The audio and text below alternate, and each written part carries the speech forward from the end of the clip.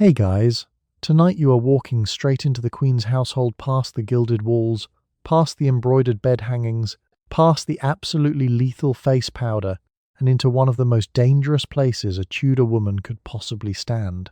Forget the movie version. Forget the torchlit ball gowns and meaningful glances version. Tonight is the unpolished version, where you share a bed with 5 other women, your perfume is made from whale intestine, and falling in love with the wrong person is a tower-level offence. Take a moment to like the video and subscribe, but only if you genuinely enjoy this kind of quietly menacing historical bedtime content. Tonight's topic came in as a viewer suggestion, and I am very grateful. Please get comfortable now, because things at court do not stay comfortable for long. Drop a comment letting me know where you're listening from and what time it is for you. It's always somehow midnight somewhere, and honestly, that's probably when this story works best. Maybe tuck your hands under the blanket just in case you instinctively reach for a quill to write a love letter that is absolutely going to be found. Dim the lights, get the fan going, pull the covers up, and maybe don't make eye contact with anyone who works for Thomas Cromwell. So picture surviving as a woman inside the Tudor court. Did you know a secret promise of marriage, whispered with no priest and no witnesses, could be just as legally binding as a church wedding or just as dangerous? What happened when your employer owned 2,000 gowns and occasionally wanted one of them back? How did you hide a pregnancy under stiffened brocade when 4 women helped you dress every single morning? Did anyone actually sleep in the dormitory? Or was it just a room where secrets went to become evidence? The lice? The chamber pots? The rack? And seriously, what was the correct face when your family had already decided which queen you were going to charm on their behalf? Congratulations. You've just woken up in Tudor England, somewhere between 1485 and the year everything goes very wrong for someone near you, possibly you. The fire is already lit, someone is already watching the door. Good luck. You don't apply to court. Your family applies you to court. A father writes a letter, a cousin presses a chamberlain over a long dinner, and one morning you're told your gowns are being packed and you're going to Whitehall to wait on the Queen. You're 14, you aren't asked. The horses are already saddled by the time anyone explains what the position pays, and the pay isn't the point. The point is that you've just been entered into a marriage market the size of a palace. Let's talk about what the position actually pays. A privy chamber lady-in-waiting earns around £10 a year. A single court gown of silk brocade with cloth of gold trim costs somewhere north of £100. You do the math, and the math is immediately catastrophic. Your salary covers roughly 1 sleeve. The rest of the gown, and there must be a gown, several gowns. The correct gowns comes from your family, which is why your family is so invested in this working out. They've bought their way into the room. You are the return on investment. Of course, the £10 is almost beside the point. The real currency is access. You stand near the Queen. You carry her letters. You arrange who enters the privy chamber and who waits in the cold outside it. A gentleman usher with a black staff holds the door at the entrance to the privy chamber, and you stand on the inside of that door, which means you are one of the few faces he doesn't have to consider before stepping aside. A name spoken at the right moment, by you, can move someone 3 rooms closer to the Queen. A door held an extra beat, by you, can move someone 3 rooms further away.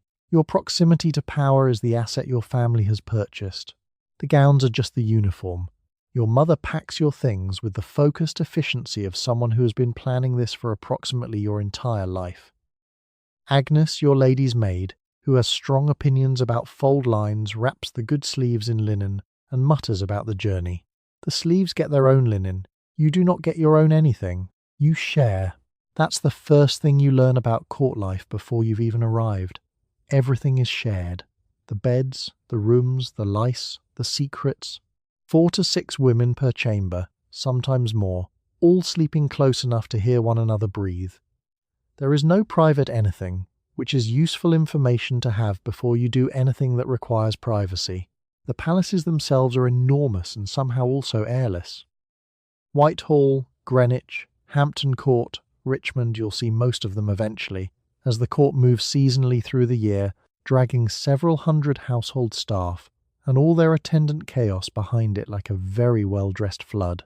The great halls have rushes on the floor that absorb grease, bones, and spilled ale, and are changed on a schedule best described as eventually.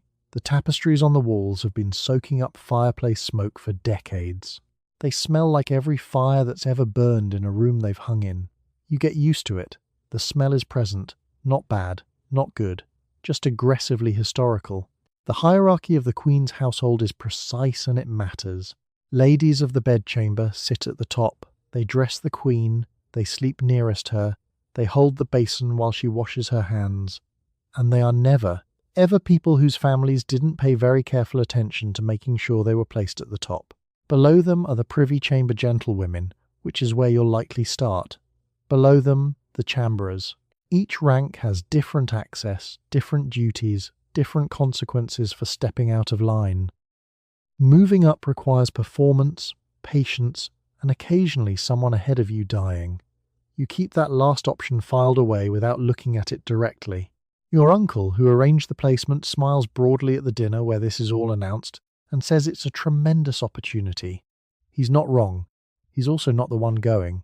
You learn the hierarchy of the Queen's household by the second day because someone slightly above you corrects how you addressed someone slightly above her. At the top sit the ladies of the bedchamber, who are duchesses and countesses and have been informed they outrank you in a tone that suggests they don't enjoy saying it.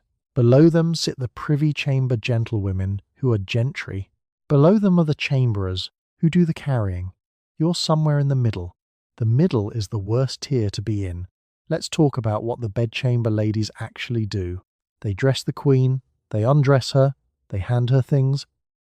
They stand near her while she eats and while she sleeps and while she prays. Lady Dormer, who has been doing this for 11 years, holds the Queen's sleeve with the focused expression of a surgeon reattaching a limb. She does not make eye contact with you. She does not make eye contact with anyone who cannot advance her family's fortunes or end them. The sleeve goes on. Lady Dormer steps back. The moment is complete. The real value of a bedchamber position isn't the wage. Everyone with a bedchamber appointment knows what the wage is, and the wage is not the reason any of these women are standing here. The value is physical proximity to the Queen, which is also proximity to every letter, petition, complaint, and request that moves through her household. You don't control this access directly from the middle tier, but you watch the bedchamber ladies control it. You watch Lady Dormer adjust a sleeve toward an ambassador and away from the Spanish envoy in the same gesture. You watch a folded note pass from one cuff into another while the Queen is reading aloud. You file this away. The privy chamber is where you spend most of your hours. It's not the privy chamber. It's a room with a fire and embroidery and the low sound of someone's stomach audibly disagreeing with dinner. You sit. You sew. You wait to be useful. Waiting to be useful is a full-time position. The embroidery hoop has been in your lap for so long it has begun to feel anatomical. Now, the chamberers. The chamberers are below you, which means you may instruct them to carry things. What you carry instead is messages. A folded note, a small package, a verbal summary of something you were not meant to hear but did hear, because the rushes on the floor are changed irregularly, and no one bothers to change their behaviour around the women doing the embroidery. You carry the message. You don't open it. Opening it would be dangerous. Not opening it is also dangerous, if it contains something you should have known about. Both options are dangerous. You choose the one that keeps you out of trouble for slightly longer. Lady Margaret Scroop works the angles. A privy chamber lady controls movement. She can place herself near a door, near a conversation, near a person who would very much prefer she wasn't standing there with her needlework. Lady Scroop positions herself near the window every morning at the hour, when the Earl of Southampton's correspondence arrives. Holding a small piece of linen she appears to be examining. She has been examining the same piece of linen for 4 months. The linen has not changed. Lady Scroop has learned a great deal. The chamberers carry chamber pots. This is also, in its way, a political position. You know everyone's schedule. You know who was up at 3 in the morning and who wasn't. You know whose sleep is disturbed and whose appetite has changed and whose complexion has gone a particular shade. The chamberers don't gossip freely because the correct purchaser of their silence hasn't yet appeared. They're waiting. Everyone is waiting for something in the Queen's household. The Queen is also waiting for something. The Queen is always waiting for something, and the women standing closest to her are the ones who'll be there when it arrives. Your annual wage as a gentlewoman of the Privy Chamber is, on paper, almost nothing. The wage is a clerical fiction. It's not a wage. It's a line on a ledger with your name beside it, so the household clerk can balance his book and go to bed. The real currency at court is access to the Queen's body, to her ear, and to the men who would like to be near both, and the line on the ledger is just the bookkeeping that lets the clerk close the page. Let's talk about the dress. It's silk brocade with cloth of gold trim, and it cost your family roughly what a prosperous gentleman earns in a year. You do not own it. You do not own anything you arrived in. The wardrobe ledger has your name beside the gown for 3 months, in brown ink, with a margin note in another hand. Your family paid for the dress without complaint, possibly with enthusiasm, because the dress is not a dress. It's an investment vehicle. A daughter placed successfully in the Privy Chamber is LinkedIn Premium for 16th century parents, billed annually in silk and desperate optimism. The right marriage, a title, an estate, a connection to someone whose family controls something the king wants can happen from here. The wrong one can happen too. The dress doesn't know the difference. Margaret Wotton, who is standing 2 feet to your left, adjusts the back of your hood with the focused authority of a field surgeon. She has done this 300 times. Her hands are quick, certain, and quietly proprietary. They know exactly where your hood sits wrong without looking. She doesn't make eye contact. You don't thank her. This is the economy of the dressing chamber hands that know your body better than most people know your name, performing precise services that have no official category and no wage attached to them at all. The Queen's wardrobe inventory lists more than 2,000 gowns. She sometimes gives one to a favoured lady, asks for it back, then gives it to someone else. The gown travels the room like a low-stakes hostage. You have worn a gown that has been on 3 other women this month, which you know because the hem still carries the faint impression of someone else's posture. This is not considered unusual. It is, in its way, a very efficient performance review system. Of course, access costs more than fabric. Your family also arranged the placement itself, letters written, names dropped, a connection to someone who knew someone who had standing with the chamber. The families who do this well understand that the Privy Chamber isn't a job. It's a proximity purchase. You are buying closeness to the Queen, and the Queen, whether she thinks about it or not, is buying a set of hands that will carry things, hold things, and see things, and keep the knowledge of those things in the general direction of loyalty. The men know this. The men have always known this. A letter that needs to reach the Queen doesn't walk through the front gate, it walks through you.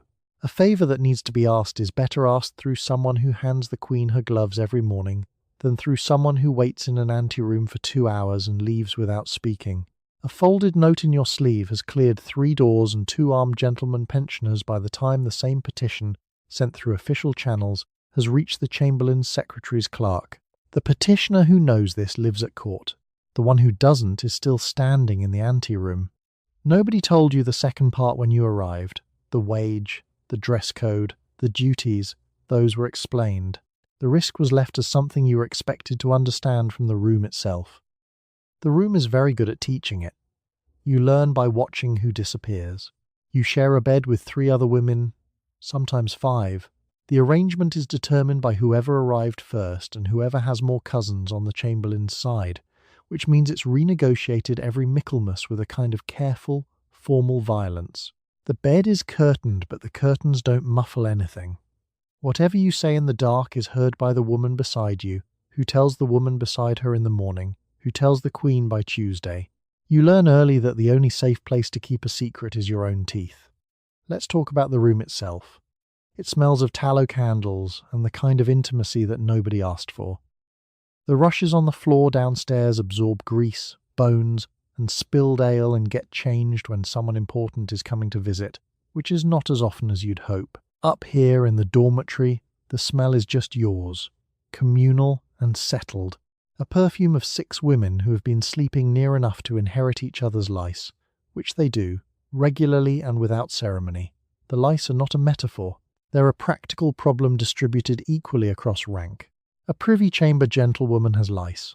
A bedchamber lady has lice. The distinction between them remains important. The lice do not care. Mistress Agnes Tyrrell sleeps nearest the door for a reason. You are never alone in the dormitory, which means you are never unseen, but also never unheard. A girl who wants to pass a letter doesn't need to go anywhere. The letter simply travels through the room on its own momentum. Mistress Agnes Tyrrell, who sleeps nearest the door, takes it from you without looking up from her embroidery, tucks it into her sleeve with the confidence of someone who has done this before, and hands it to someone in the corridor between vespers and supper without breaking stride. She doesn't tell you she's done it. You don't ask. That's the arrangement. Catherine Howard's dormitory worked on exactly this logic, except with less discretion. At the Duchess of Norfolk's house, men came to the girls' rooms at night often enough that some of the girls kept private stores of food and wine for the occasions. Not once, repeatedly, with provisions. A flirtation that runs on a catering schedule is not a flirtation, it's a standing appointment with snacks. Of course, the dormitory produced secrets. That was almost the point. It's not a dormitory. It's a small parliament that conducts business in size. 4 women in one room, none of whom can afford to lose their position, none of whom can survive. Without each other's silence, you arrive at a mutual deterrence held in place by the fact that nobody can name another woman without naming herself.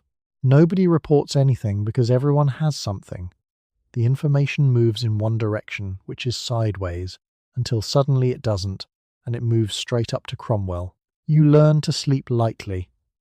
Not from anxiety, exactly. More from a working professional instinct. The woman on your left sighs differently at 2 in the morning than she does at 4, and you know, without deciding to know, which sigh means she's awake and which means she's gone somewhere in her head. You know whose breathing changes when someone opens the door. You know what a quietly folded letter sounds like inside a bodice. You know everything about the women in this room, and they know everything about you, and everyone behaves as though this is not the case. The curtains on the bed don't help. They were never really for privacy. They're for warmth. The room gets cold in the way that stone rooms in England get cold, which is thoroughly and personally. You pull them closed anyway because the gesture of privacy has its own value. It says, what happens in here is in here. The curtains agree. They simply don't enforce it. Your gown requires a committee. The shift goes on first, then the kirtle, then the stiffened bodice that has to be laced behind you by someone who knows the order of the eyelets, then the farthingale, then the overgown, then the separate sleeves that are pinned on through a band of fabric you can't see. You can't do any of this alone. You stand in the middle of the chamber with your arms slightly raised while 3 women circle you, and by the time you're finished you have stood in front of 3 witnesses in your underclothes. Let's talk about the gown itself. A single court dress of silk brocade with cloth of gold trim costs around £100. You earn £10 a year. The mathematics of this arrangement do not resolve. The gown is not your problem to solve.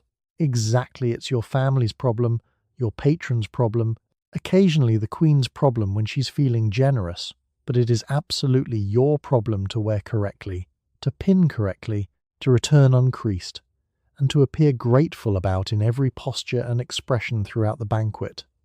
The dress has opinions about gratitude. Mostly it expresses them by restricting your range of motion to that of a very formal pillar. Elizabeth I's wardrobe inventory at one point lists more than 2,000 gowns.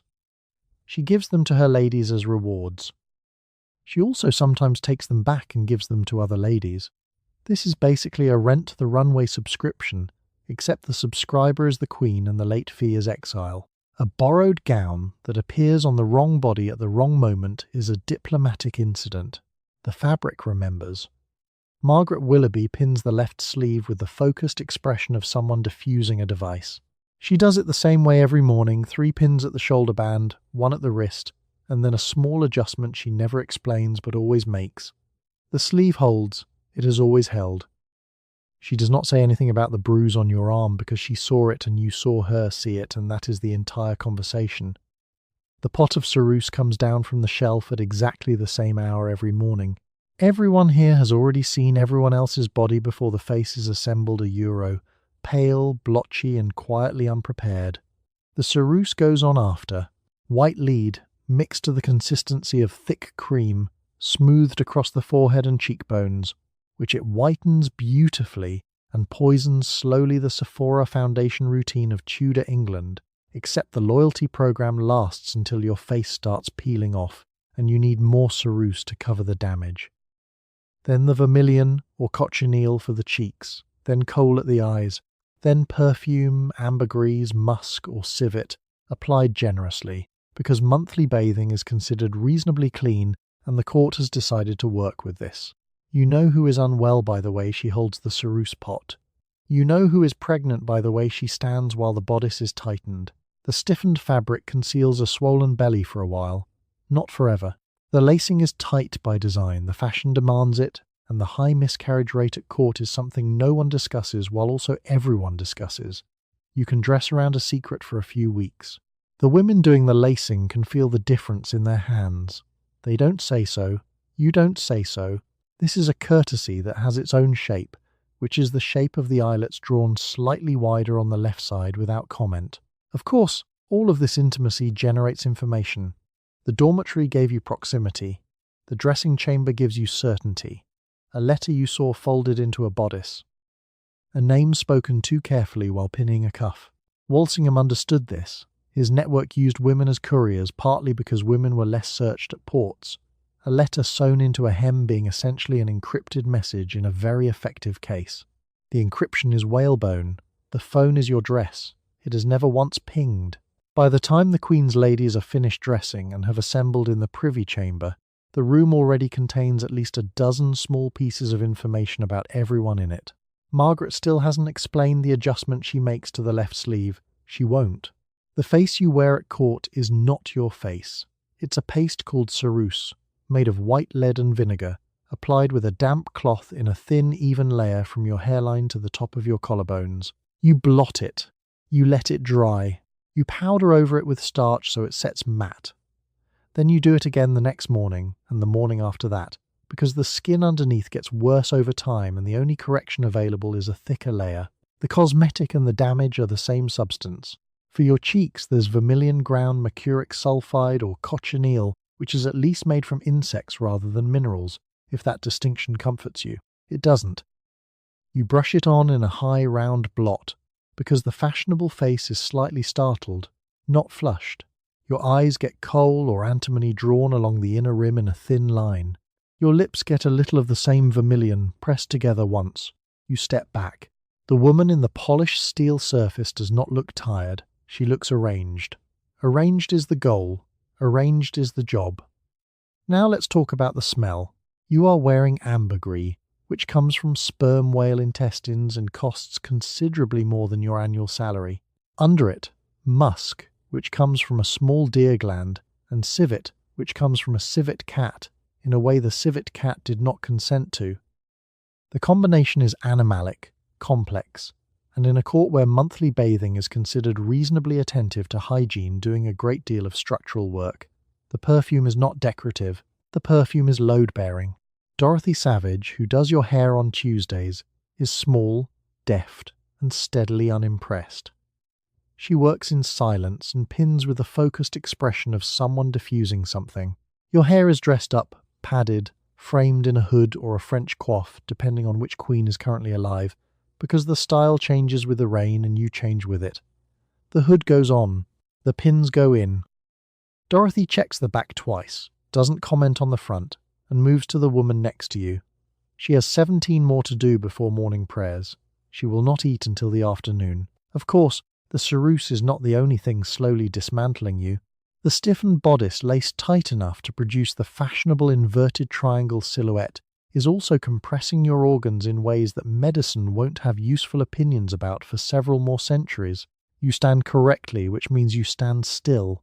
The gown you are standing in was last worn by Lady Carey before Lady Carey was no longer at court. The dress earns back its cost in visibility. The right person sees you in the right light and mentions you to another right person, but the dress belongs to the dress, not to you. Elizabeth sometimes gives a gown to one lady, then asks for it back, then gives it to someone else. The wardrobe clerk records the transfer in a calf-bound ledger. The ledger records the gown's history. The lady the gown left does not appear on the page at all. The teeth are worth a separate note. Henry's household buys sugar in quantities measured in hundreds of pounds. It goes into the marchpanes, the comfits, the candied violets, the subtleties made of spun sugar shaped like castles that collapse when you touch them. The Queen's teeth are blackening from it. This means blackened teeth are fashionable. This means people outside the court are darkening their teeth with soot on purpose. Dental aspiration. The Tudor court had it.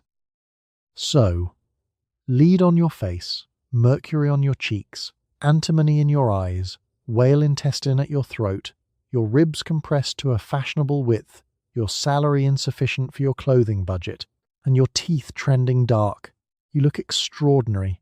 A gentleman across the great hall catches your eye. You hold the look for exactly the right number of seconds, not one more, not one fewer, because the performance has been running since before you were dressed, and it doesn't stop until you're back in the dormitory with the ceruse scraped off and 4 other women breathing 3 feet away. The skin underneath the ceruse is doing its best.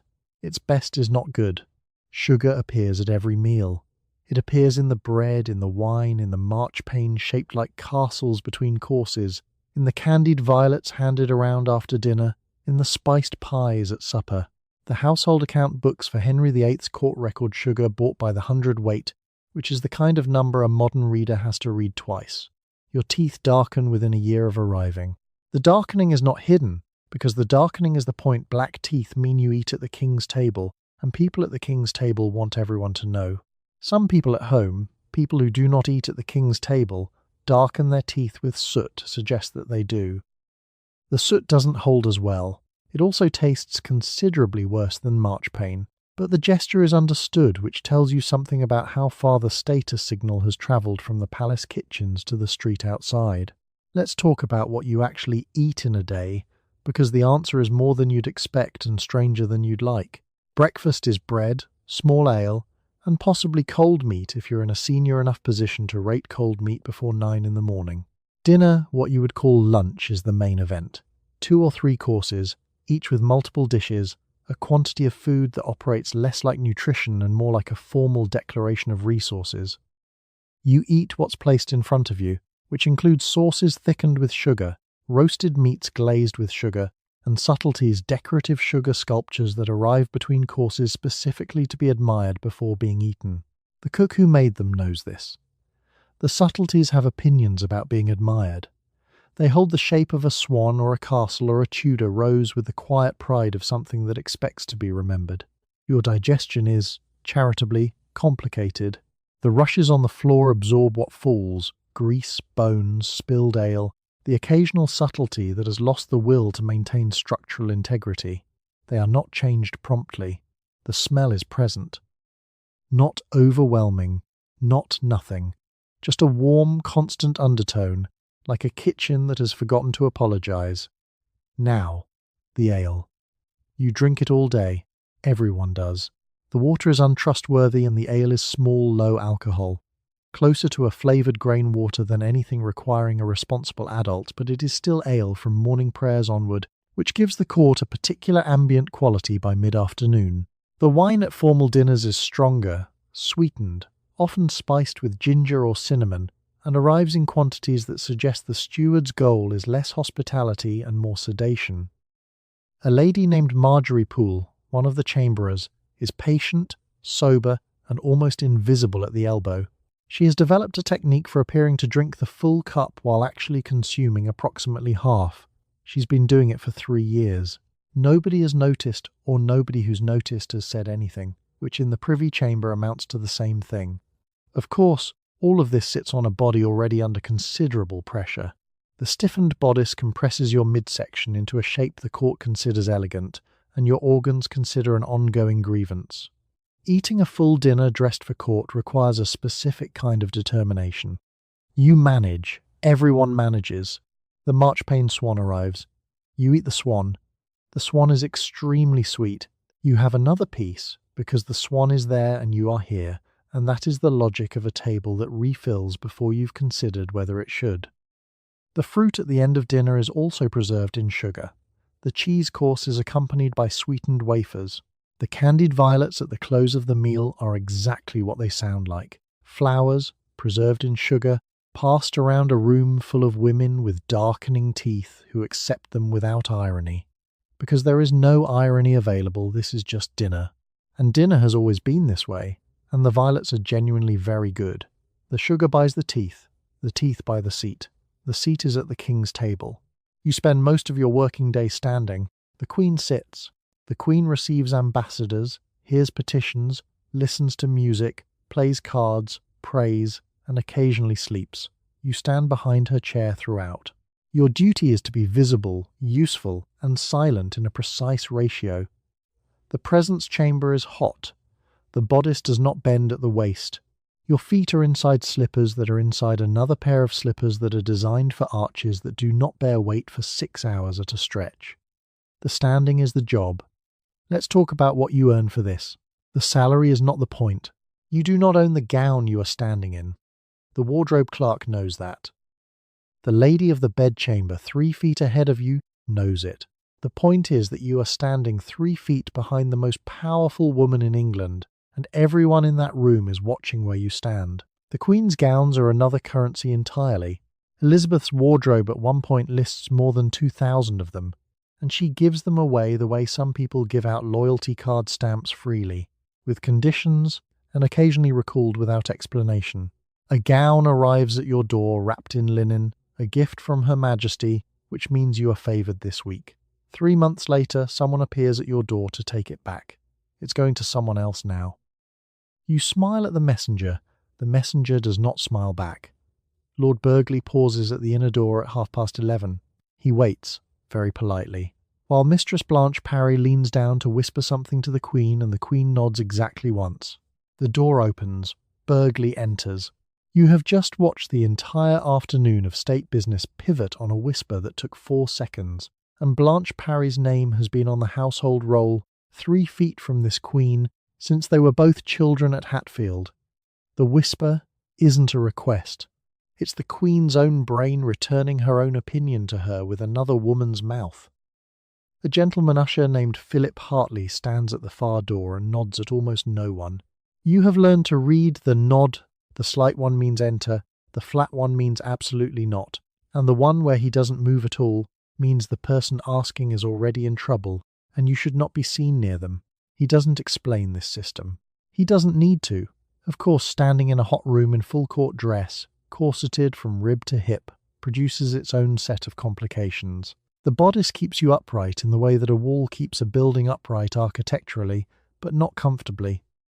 The rushes on the floor haven't been changed this week, which you can tell by the faint compound smell of grease and old ale rising slowly from below, like a meal someone forgot to clear. You look straight ahead. You maintain the ratio. The presence chamber is also a place where you are watched while watching. Every eye in the room has an agenda. Ambassadors study the Queen's ladies for signs of faction. Petitioners study who stands closest. Ladies study each other for evidence of shifting proximity, because shifting proximity is the only real news. If you have moved 2 feet to the left over the past fortnight, people have noticed. Some of them have written about it. Your feet, by the 4th hour, have developed their own grievances, not loudly, but they are registering complaints with increasing formality. 2 nights a week you sleep on a pallet in the outer chamber of the Queen's apartments. The pallet is folded into a chest during the day and unrolled after she retires. If she calls in the night, you are who answers. The proximity is the privilege, technically, because access to the Queen's sleeping body is the most valuable position in the household. The privilege is also why you haven't had 8 uninterrupted hours of sleep since you arrived. The Queen wakes when she wakes. You sleep around her schedule. The pallet is not really a pallet. It's a narrow, wool-stuffed rectangular euro, thin, lumpy, and quietly punitive a euro, that communicates its displeasure through your spine over the course of several hours. It is placed close enough to the Queen's door that you can hear everything, which is sometimes information and sometimes simply the breathing of a woman who is also, occasionally, a person. You fold it away in the morning. You fold yourself away with it. The outer chamber is not dark. There's a fire, because there is always a fire, because the Queen is always cold, because the Queen says she is always cold, and no one is going to be the one who lets the fire go out.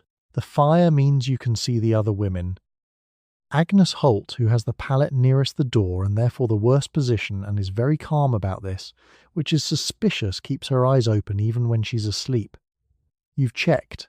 The fire means the room is warm. It also means the shadows move.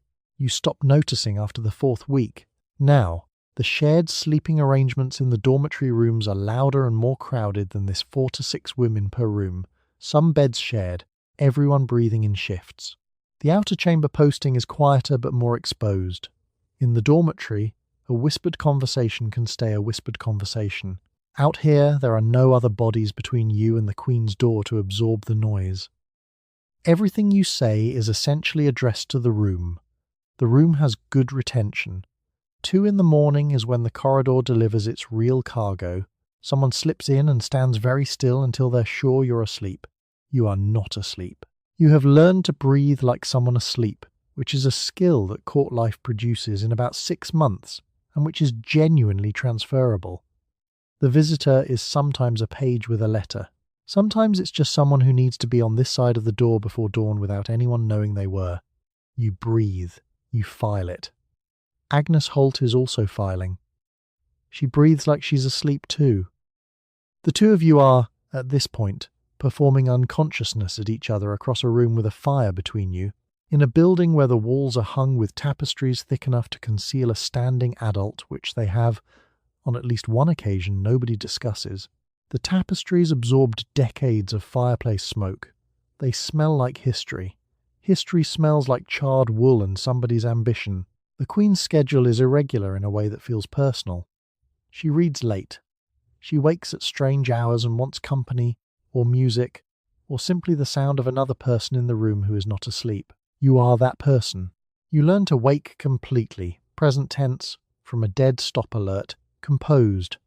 No visible seams the way a theatre actor walks on stage mid-scene.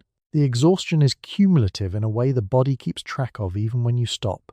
Your knees know what month it is. Your eyes open before the sound fully registers. The palate has, over time, formed a topographic map of your spine. Someone visits the outer chamber 3 Thursdays in a row. A different someone each time, which makes it more interesting, not less. You breathe. You learn the rhythm of the door, the specific creak at a quarter open that means someone's deciding whether to proceed. The decision usually takes about 4 seconds. You count them now without thinking about it. A gentleman approaches you in the corridor outside the chapel. He has a letter.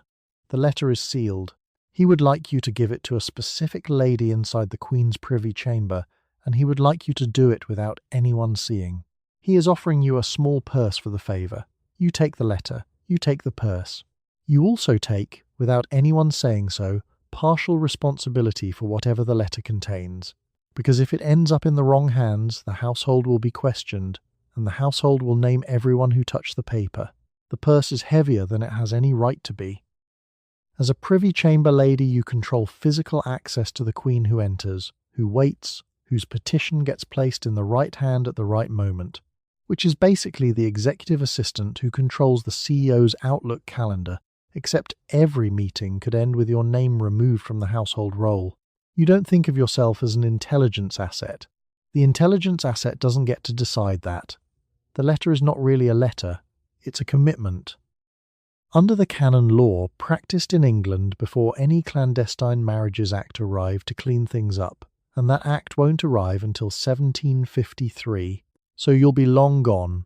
A written declaration of present tense consent is enough to constitute a valid marriage. No priest, no witnesses, no ceremony, no announcement. Just 2 people agreeing out loud, or in ink, that they are married, and the church accepting it.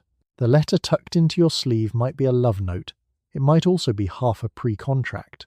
You don't open it to check. Walsingham's men know this, incidentally. The whole network does. Women are less searched at ports. A letter folded into a bodice, sewn into a hem, or simply memorized survives a border crossing that would end a man's journey very suddenly. You are, in this sense, a diplomatic pouch that walks and curtsies. The diplomatic pouch does not get diplomatic immunity. Margaret Aston, a gentlewoman with 2 gold rings on her right hand, which is 1 ring more than necessary, is brisk, sunlit, and entirely unremarkable, and carries a folded piece of paper past the guards at Hampton Court as though she is carrying nothing, which she has done 3 times this month. She walks at the pace of someone who has just remembered an errand, not the pace of someone who is doing one. That's the difference. The pace is the thing. She's been doing this since before you arrived, and she will be doing it after you're reassigned, and none of it is written anywhere. The problem with carrying things is that everyone knows you carry things. The gentleman in the corridor found you specifically, not the woman next to you, you. Your reputation for reliability has become its own kind of exposure, the way a very good safecracker eventually gets a nickname. You are useful. You are therefore watched. The two conditions are inseparable and neither one is going away. Jane Boleyn understood this. She facilitated the meetings between Catherine Howard and Thomas Culpeper at Pontefract Castle, at Lincoln, through doors that shouldn't have been opened and corridors that should have been empty. She arranged things. She knew the timing. She carried the knowledge the way you carry this letter, and when the investigation came and the household was questioned, the household named Jane Boleyn, and Jane Boleyn was executed on the same day as the Queen whose affair she'd managed. 13 February 1542. Facilitating is participating. Nobody in this palace is unclear on that point. The letter is still in your sleeve. The corridor is quiet.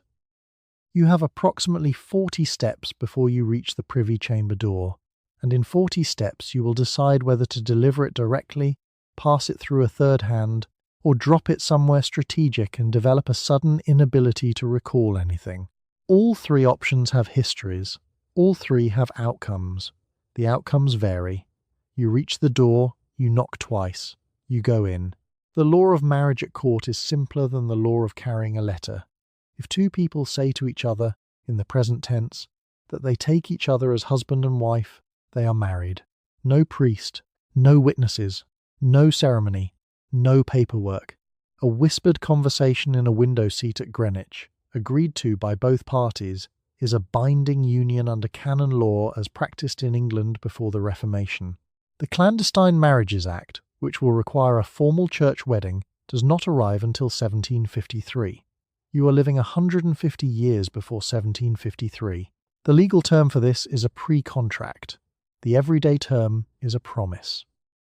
Both terms mean the same thing, which is that a sentence in the present tense, exchanged by two consenting adults, has the same legal weight as a wedding at a cathedral with 3 bishops and a choir, which is basically the Tudor equivalent of a verbal agreement that doubles as a legally binding mortgage, except the collateral is your reproductive future. The tenses matter. A promise to marry someone in the future, "I will take you as my husband," is called a contract of espousal. It's binding, but not yet a marriage. You can break it under certain conditions, with bishopric paperwork, if everyone's lawyer is patient. A promise stated in the present tense, "I take you as my husband," here, now, in this window seat is a marriage. Done. The bishopric cannot help. Nobody can help. The two of you have just done a thing. Now the practical consequence. A young woman who exchanges words of present tense consent with a young man in private, in good faith, and then is married off 2 years later to someone her family chose, is technically a bigamist. The first marriage was real. The second one was performed over a void. If anyone ever finds out, and at court, somebody always finds out, both marriages become a litigation problem, and the children of the second marriage acquire a question mark over their inheritance that will follow them for 60 years. The precontract is both a shield and a trap. If you have one, you are theoretically unavailable for whichever advantageous match your family is currently negotiating, which makes the precontract useful for getting out of an arrangement you dislike. If you do not have one but claim you do, the bishopric may believe you, briefly. If you do have one but pretend you don't, the bishopric may discover it later, ruinously. Some women genuinely made a promise in a window seat and discovered, 3 years later, that the promise had acquired a life of its own and was making decisions on their behalf. A priest named Father Holland, small, wiry, and steadily incurious in public, keeps a private mental register, of which gentlewomen at court he suspects of having pre-contracts. He does not write the register down. He sometimes glances at a young lady across the chapel during the marriage banns, and quietly does not raise the objection he could raise. He has been doing this for 20 years. The register is the most valuable thing he owns. The canon law had a backdoor. A pre-contract could be dissolved if the affected parties swore under oath that no present tense words were ever exchanged, and the witnesses, if any existed, agreed. The oath was meant to be terrifying. It was. People still lied. Cardinal Wolsey would later use this backdoor to dissolve Anne Boleyn's connection to Henry Percy, demanding that Percy swear no pre-contract had been made, and Percy swore it, and the matter was officially closed, except that the matter wasn't actually closed because matters of canon law are never actually closed, and Wolsey was, in any case, about to fall from power for unrelated reasons. The sentence costs almost nothing to say. The consequences of having said it can run for the rest of your life and into your children's. There's no middle ground built into the system. There's no draft version. The promise either exists or it doesn't, and the people who have to decide are the same two people who made it, working from a memory of an afternoon 3 years ago in a window seat whose curtain has since been replaced. Around 1523, before any of this is famous, you watch a lady-in-waiting named Anne Boleyn fall in love with Henry Percy, the heir to the Earl of Northumberland. They are in the window seat at Greenwich. They speak quietly. They may or may not exchange the words of present-tense consent that would make them married under canon law. Cardinal Wolsey is told. Wolsey is sent by the king to break the match. Percy weeps. Anne is sent home to Hever for a season to think about her future. The window seat is still there. Wolsey does not arrive with a proclamation. He summons Percy to his own apartments, discreet, fatherly, and absolutely not negotiable the way you handle things when the thing can't officially be happening. He tells Percy the match is unsuitable. Percy is already promised elsewhere, Wolsey says. Percy argues. Wolsey is not impressed by arguing. The interview ends. Percy goes back to the Earl, his father, who finishes the job Wolsey started by shouting at his heir in front of witnesses. The shouting is the official record. The window seat at Greenwich is not. The thing about Anne Boleyn at this moment is that she's not yet the Anne Boleyn anyone is writing about. She's a returned lady-in-waiting with a cancelled attachment and a family that is, frankly, professionally disappointed. The Boleyns have placed her at court like a chess piece on a specific square, and the square has just been declared out of bounds. She goes to Hever. She does whatever women do at Hever in 1523, which is probably embroidery, some hawking, and sustained fury. The fury, later historians will note, does not seem to have cooled. 3 years later, Henry VIII notices her. This is the part everyone knows. What's worth sitting with is the question Percy left behind whether those words at Greenwich were present-tense consent, whether there was a pre-contract, whether Anne was technically already spoken for in the one way Tudor England couldn't cleanly dissolve without someone swearing it had never happened. Wolsey had Percy swear it. Percy swore. The pre-contract, if there was one, went back into the category of unverifiable private things, which is where it stayed until 1536, when it briefly and catastrophically stopped staying there. Henry Norris, William Brereton, Francis Weston, Mark Smeaton, those are 4 of the 5 men accused with Anne in May of 1536. The 5th is her brother George. Smeaton is the only one who confesses. He's the musician. He almost certainly doesn't confess willingly. The gentlemen deny everything from the scaffold with what can only be described as pointed composure. 11 days pass between Anne's arrest and her execution. 11 days is not an investigation. 11 days is a schedule. You watch Thomas Cromwell move through the corridor outside the council chamber. He carries a small bundle of papers under his left arm and nods to absolutely no one. His motive isn't virtue. Henry wants out, and he wants out in a way that doesn't require another years-long theological argument with Rome, basically a Tinder unmatch performed at the level of canon law, except the unmatched party has a head. A dead queen solves the problem faster than a divorce. The incest charge against George Boleyn is the detail that announces the whole thing isn't really about evidence. It's about making the story so large and so disgusting that nobody will ask too many questions about the size and disgusting nature of it. Jane Boleyn, George's wife, gives testimony against her own husband. She will spend 6 years trying to survive that decision. She doesn't quite manage it. The Percy pre-contract surfaces once more, briefly. in the weeks before Anne's death, floated as an alternative legal route in case the adultery charges wobbled. It's swatted away. Percy, by this point, is ill and frightened, and signs whatever is put in front of him. Anne is beheaded on 19 May 1536 on Tower Green by a French swordsman brought in specially, because someone decided she deserved at least that precision. Percy dies the following year. He never publicly revises his sworn statement about the window seat at Greenwich. On 2 May 1536, Anne Boleyn is arrested. On 19 May, she is executed. The interval is 11 days. The charges are adultery with 5 men, including her own brother, and the most explosive charge is the incest with George Boleyn, which most modern historians consider to have been manufactured. Mark Smeaton, her musician, has confessed almost certainly under torture within hours of his arrest. The 4 gentlemen deny everything on the scaffold. The trial takes one afternoon. The verdict is unanimous, because the verdict was unanimous before the trial began. 11 days is not enough time to investigate 5 separate affairs conducted inside the most surveilled building in England.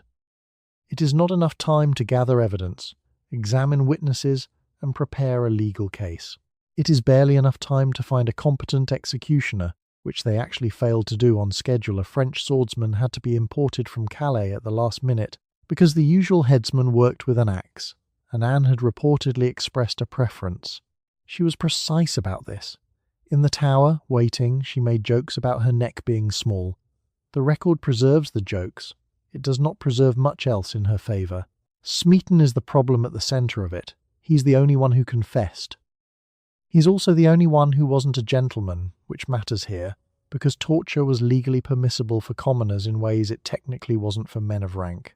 The gentlemen Norris, Weston, Brereton, her own brother George, denied the charges entirely, maintained their innocence at trial, maintained it on the scaffold, and died maintaining it. A man standing on a platform about to be beheaded has very little motive left to lie. Smeaton, at his execution, said only that he deserved to die. He didn't say why. The record lets that sit there without comment. This is where Jane Boleyn comes back in. Lady Rochford, George Boleyn's wife, Anne's sister-in-law, has given testimony that helps build the incest charge.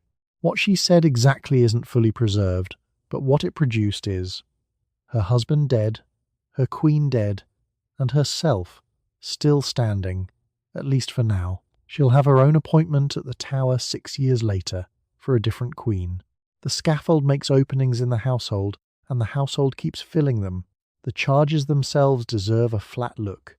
Adultery with 5 men, committed at various palaces over several years, inside the Queen's household, surrounded by ladies-in-waiting, chamberers, attendants, and a full complement of household staff, in shared rooms, under shared roofs, through corridors where men relieved themselves in stairwells despite regulations and where the rushes on the floor absorbed everything and forgot nothing.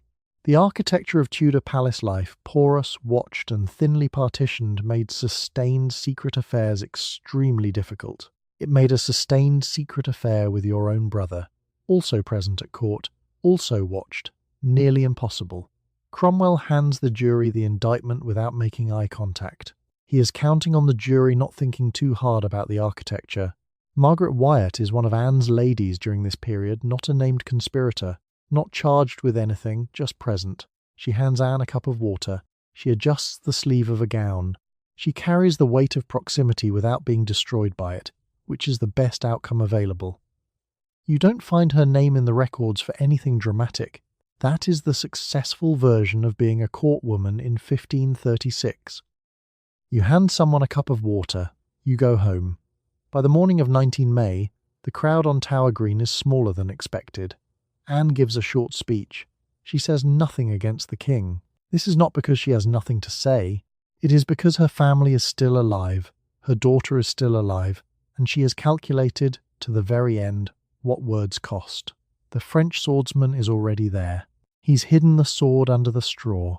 Anne doesn't see it coming, which was, apparently, the point. The whole performance is staged with a precision the trial didn't bother with. The swordsman was paid.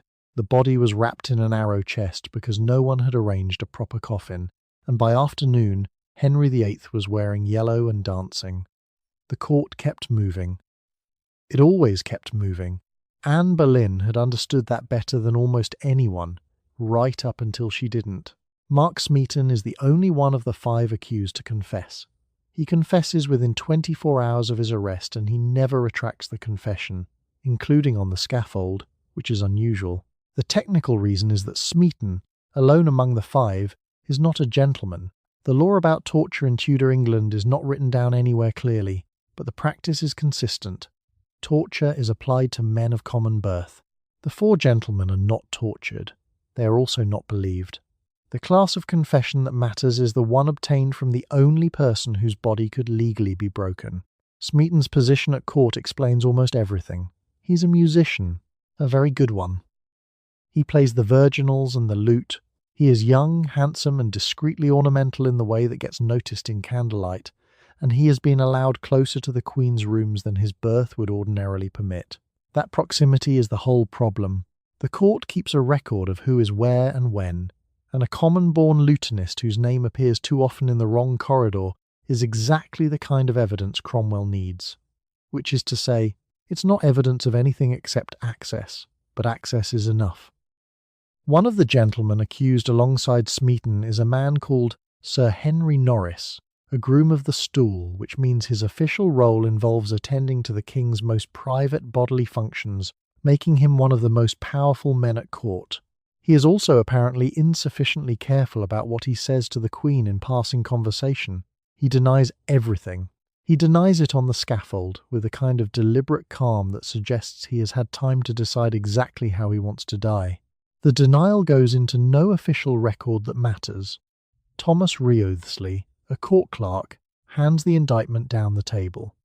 11 days from arrest to execution. The indictment lists dates and locations for acts that are, on close examination, logistically impossible and was demonstrably elsewhere on at least 2 of them. A court clerk named Thomas Wriothesley notes the dates in the paperwork. Nobody amends the paperwork. The paperwork is the point, not the accuracy. The goal isn't a convincing case. The goal is a completed case. A secretary named William Kingston is Constable of the Tower during those 11 days, and he reports Anne's conversations back to Cromwell almost verbatim.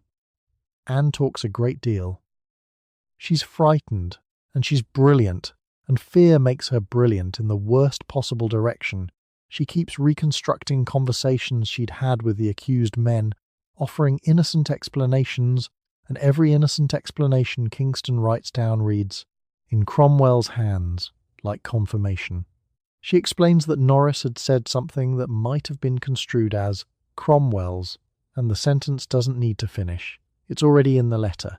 Smeaton, in the tower somewhere below her, confesses once and stays confessed. There's a theory that a knotted rope applied to the skull will produce cooperation without leaving marks that show at a scaffold appearance. There's another theory that he was simply promised his life. He isn't given his life. He's beheaded on the same day as the 4 gentlemen, 17 May 1536, 2 days before Anne. The promise, if it existed, had a very short shelf life. Anne's execution is on the 19th. The swordsman is imported from Calais, which is a courtesy. A regular English axeman requires multiple blows, and the axe has opinions about precision. Anne gives a final speech that thanks the king, which is required, and says nothing that could be used to harm anyone still living, which is deliberate. She has had 11 days to compose it. She knows exactly what she's doing. The swordsman is already behind her when she stops talking. Henry VIII dances that afternoon. He's in yellow. There are multiple eyewitness reports of the yellow. He will be formally betrothed to Jane Seymour the following morning. The Seymour family has been managing this transition for months, and the staging Jane returning a locket from the king, unopened, with exquisite timing, has worked exactly as planned. One queen's household dissolves. Another assembles. The dormitories fill with different names. Before Catherine Howard becomes queen, she is a teenager in the dormitory of her step-grandmother Agnes, Dowager Duchess of Norfolk. The dormitory is full of other girls.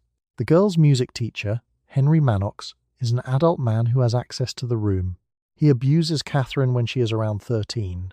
A few years later, a gentleman pensioner named Francis Derham begins entering the dormitory at night with the apparent knowledge of several of the older girls who keep a private store of food and wine in a cupboard for the occasions. The arrangement runs for months. Eventually, in 1540, the king notices Catherine. You picture the dormitory? It isn't a single room with a door that locks. It's a shared sleeping chamber in a large aristocratic household, and the Dowager Duchess of Norfolk runs hers with the supervisory intensity of someone who has other things on her mind. Girls of gentle birth are placed here to be educated, shaped into marriage material, and kept out of trouble. The keeping out of trouble portion is going less well than advertised. The cupboard with the wine in it is, in modern terms, a Costco-sized hospitality kit operated by teenagers. The older girls manage the food and wine cupboard with the organisational confidence of women who have been doing this for a while, practised, unbothered, and quietly insubordinate. Someone brings the key. Someone lights the candle, someone keeps watch by the door with the casual authority of a person who has kept watch by this door before. Derham calls Catherine his wife. She calls him husband. Under canon law as it stands in England in the 1530s, that exchange spoken sincerely, present tense, between two consenting parties is technically a marriage. No priest required. No witnesses required. No paperwork. No ceremony. No parental consent. Nothing.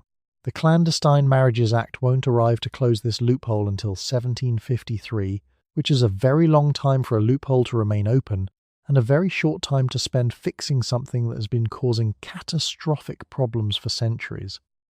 None of this is secret inside the household. The other girls know.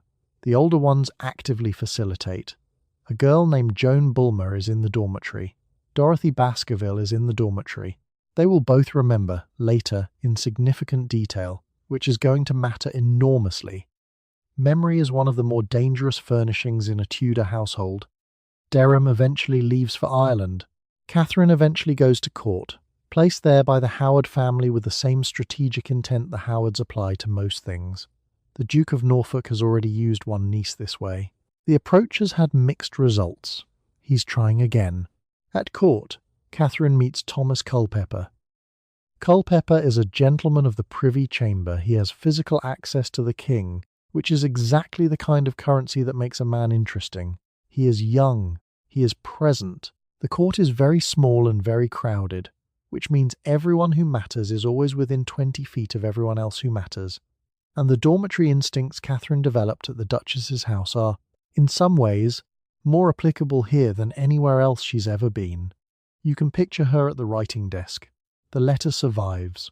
It contains the line, "It makes my heart die to think I cannot be always in your company."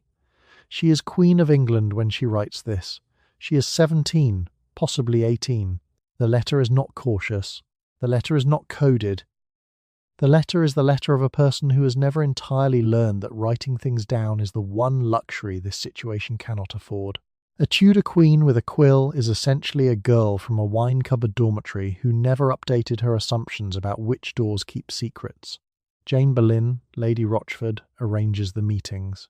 She carries messages, unlocks doors, positions herself at the end of hallways during the 1541 Royal Progress North, at Pontefract, at Lincoln.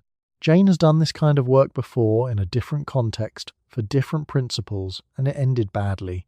She does it again anyway. The meetings happen, the letter exists. The dormitory at the Duchess of Norfolk's house had a food and wine cupboard and a rotating cast of lookouts. The privy chamber of a Tudor queen has attendants, intermediaries, and a surveillance apparatus maintained by men whose entire professional purpose is knowing what is happening inside rooms they are not in. The two situations are not as different as they should be. They are, in fact, almost identical, except one of them has consequences that extend considerably further than a disappointed step-grandmother. Once Catherine Howard is queen, she begins an affair with Thomas Culpeper, a gentleman of the King's Privy Chamber. The meetings are arranged by a lady-in-waiting named Jane Boleyn, Lady Rochford, who is the widow of the executed George Boleyn, and who has returned to court because the alternative was poverty. Jane organises the rooms, the timing, the staircases. During the royal progress of 1541, she finds Culpeper, a back staircase at Pontefract Castle, and another at Lincoln. She also writes nothing down. The risk she is assuming is enormous. The fee she is receiving is unclear. A royal progress is what it actually means for the people running it. You are moving the entire Tudor court, hundreds of people, trunks, horses, furniture, a travelling kitchen, a portable chapel from palace to palace across the north of England, stopping in houses large enough to absorb the spectacle. Each stop requires chambers to be assigned, hierarchies to be maintained, and a king in deteriorating health to be kept comfortable and distracted. Catherine is 17. Henry is 50. The distraction she provides is the main project everyone is working on. And somewhere in the same building, usually down a back corridor that smells of old plaster and horse, Culpeper is waiting. Jane Boleyn is the one who knows where the corridor is. She has been at court long enough to understand that knowing where the corridor is constitutes a form of currency. A gentlewoman who controls a back staircase at Pontefract Castle is, in practical terms, the most powerful person on that staircase. The access is the power. Jane knows this. She has watched what access can do. She was married to a man who had it and lost it all in a single morning in 1536, which was also the morning they took his head. Catherine's surviving letter to Culpeper runs short but lands hard. "It makes my heart die," she writes, "to think I cannot be always in your company." This is the letter of someone who understands the risk and has decided to write it down anyway. That's the detail that stays with you, not the sentiment in the paper. A letter exists. It can be found. It was found. During the same progress, at a stop in Lincoln, Jane finds Culpeper another room. Catherine waits. The candle has opinions about how long this is taking, but the candle keeps them to itself. Margaret Morton is one of the other ladies present during some of these meetings, quiet, useful, and professionally forgetful, stationed near enough to know something is happening, near enough to be asked about it later. She gives testimony. She keeps it minimal. A court lady who has watched Jane Boleyn arrange a back staircase at Pontefract has absorbed a lesson about what information does when it travels. Margaret Morton hands over what she has to. She keeps the corners folded down. You can imagine yourself in Jane's place when the news arrives. By November 1541, the whole architecture collapses. Cranmer slides a note under a church door about Catherine's past the dormitory. Derham, Manox, and Henry reads it on his knees during Mass at Hampton Court. Investigations open. Derham, already brought into Catherine's household as her secretary, which was always going to be a problem, and everybody knew it was going to be a problem, talks. Others talk. The back staircases become Exhibit A through C.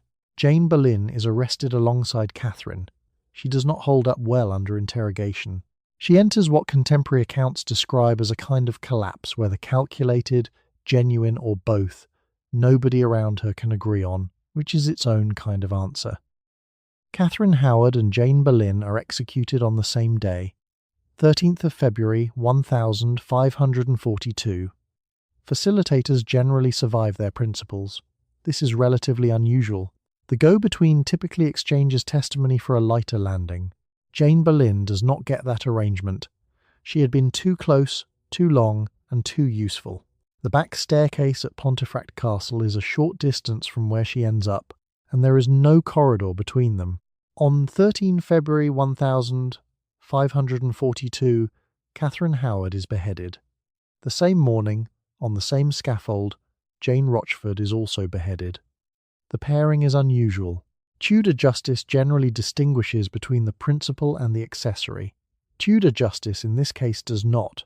The message being sent to the rest of the Queen's household is unmistakable. A lady-in-waiting who carries the letter, opens the back staircase, or stations herself in the corridor while the Queen meets a man who is not the King, has volunteered the same neck as the Queen. The arrangement no one will admit to arranging now has a recorded price. Jane Boleyn unlocked doors. She stood outside them.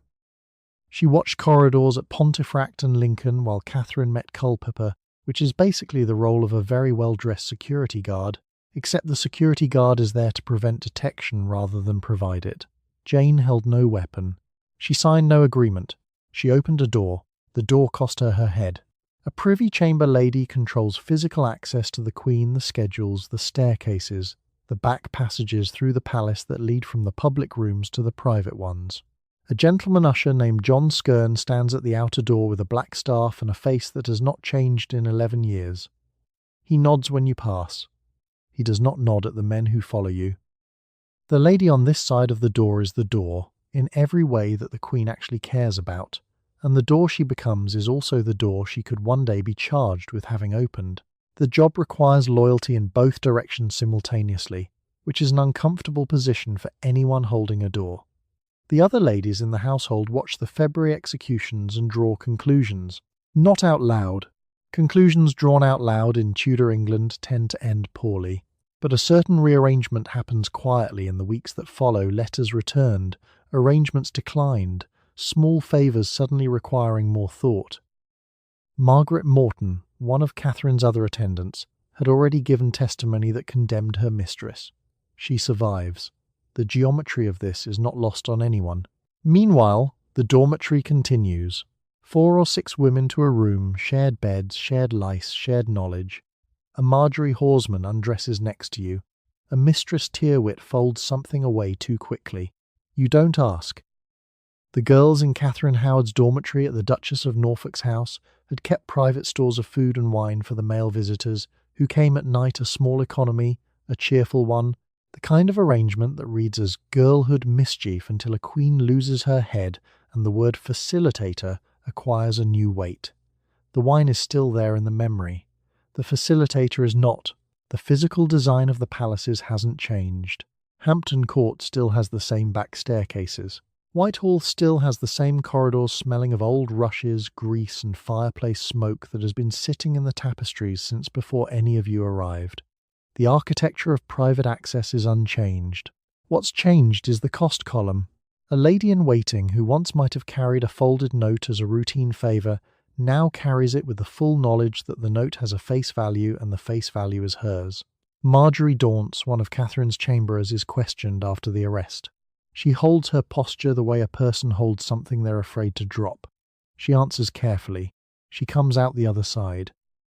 This is the skill that actually matters in the Queen's household, not the embroidery, not the dancing, not the French. The skill is knowing how much to say and stopping one sentence before that. Mary Boleyn, Anne's older sister, briefly mistress to Francis I of France and then to Henry VIII, is widowed in 1528 and in 1534 secretly marries a soldier named William Stafford.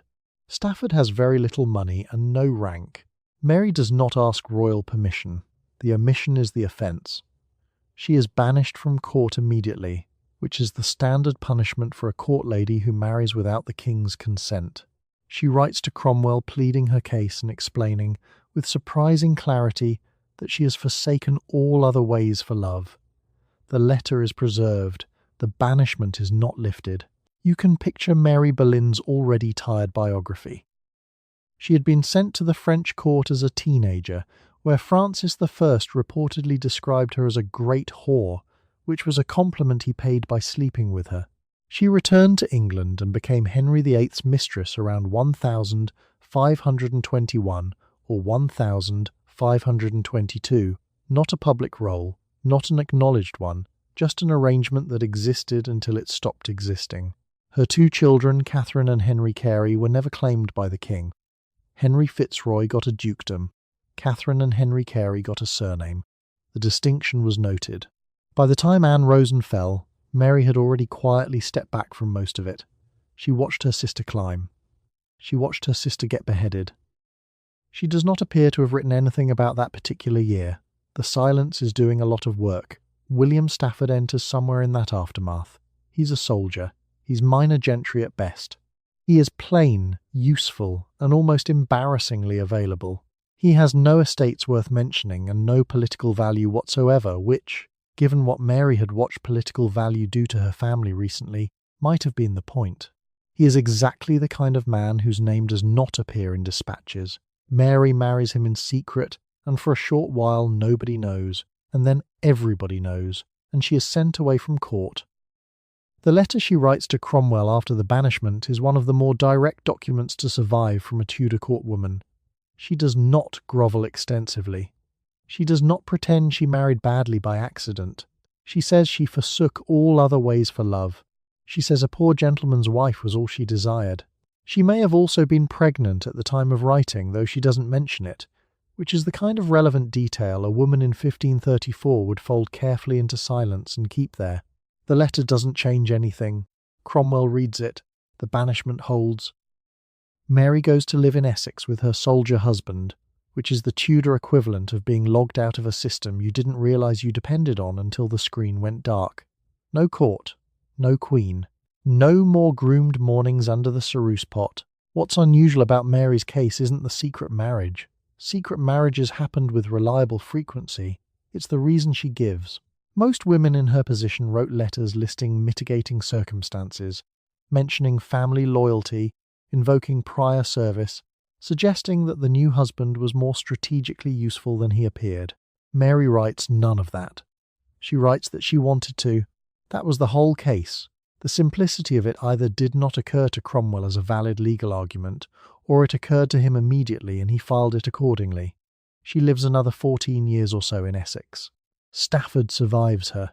There's very little on record about those years, no drama, no arrests, no intercepted letters with coded content.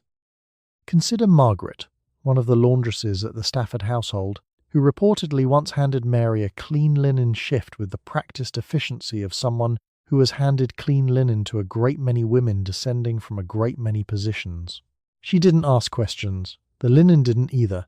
Mary Boleyn dies around 1543, the year after her former sister-in-law Jane Boleyn lost her head on the same scaffold as Catherine Howard. She dies in her own house, in her own bed. The contrast is not subtle, but it is quiet. Anne kept the crown for 1,000 days. Mary kept the bed. The bed lasted longer. Elizabeth I's wardrobe inventory at one point lists more than 2,000 gowns. The gowns circulate. The Queen gives one to a lady as a reward. The lady wears it for a season. The Queen asks for it back. The gown is altered, and the next lady receives it as a reward in turn. You do not own the gown you arrive in on Tuesday morning. You are wearing it because it has been issued to you for the day. The system is not stated explicitly, because none of the most important rules at court are stated explicitly. You are dressed in someone else's property and paid in access.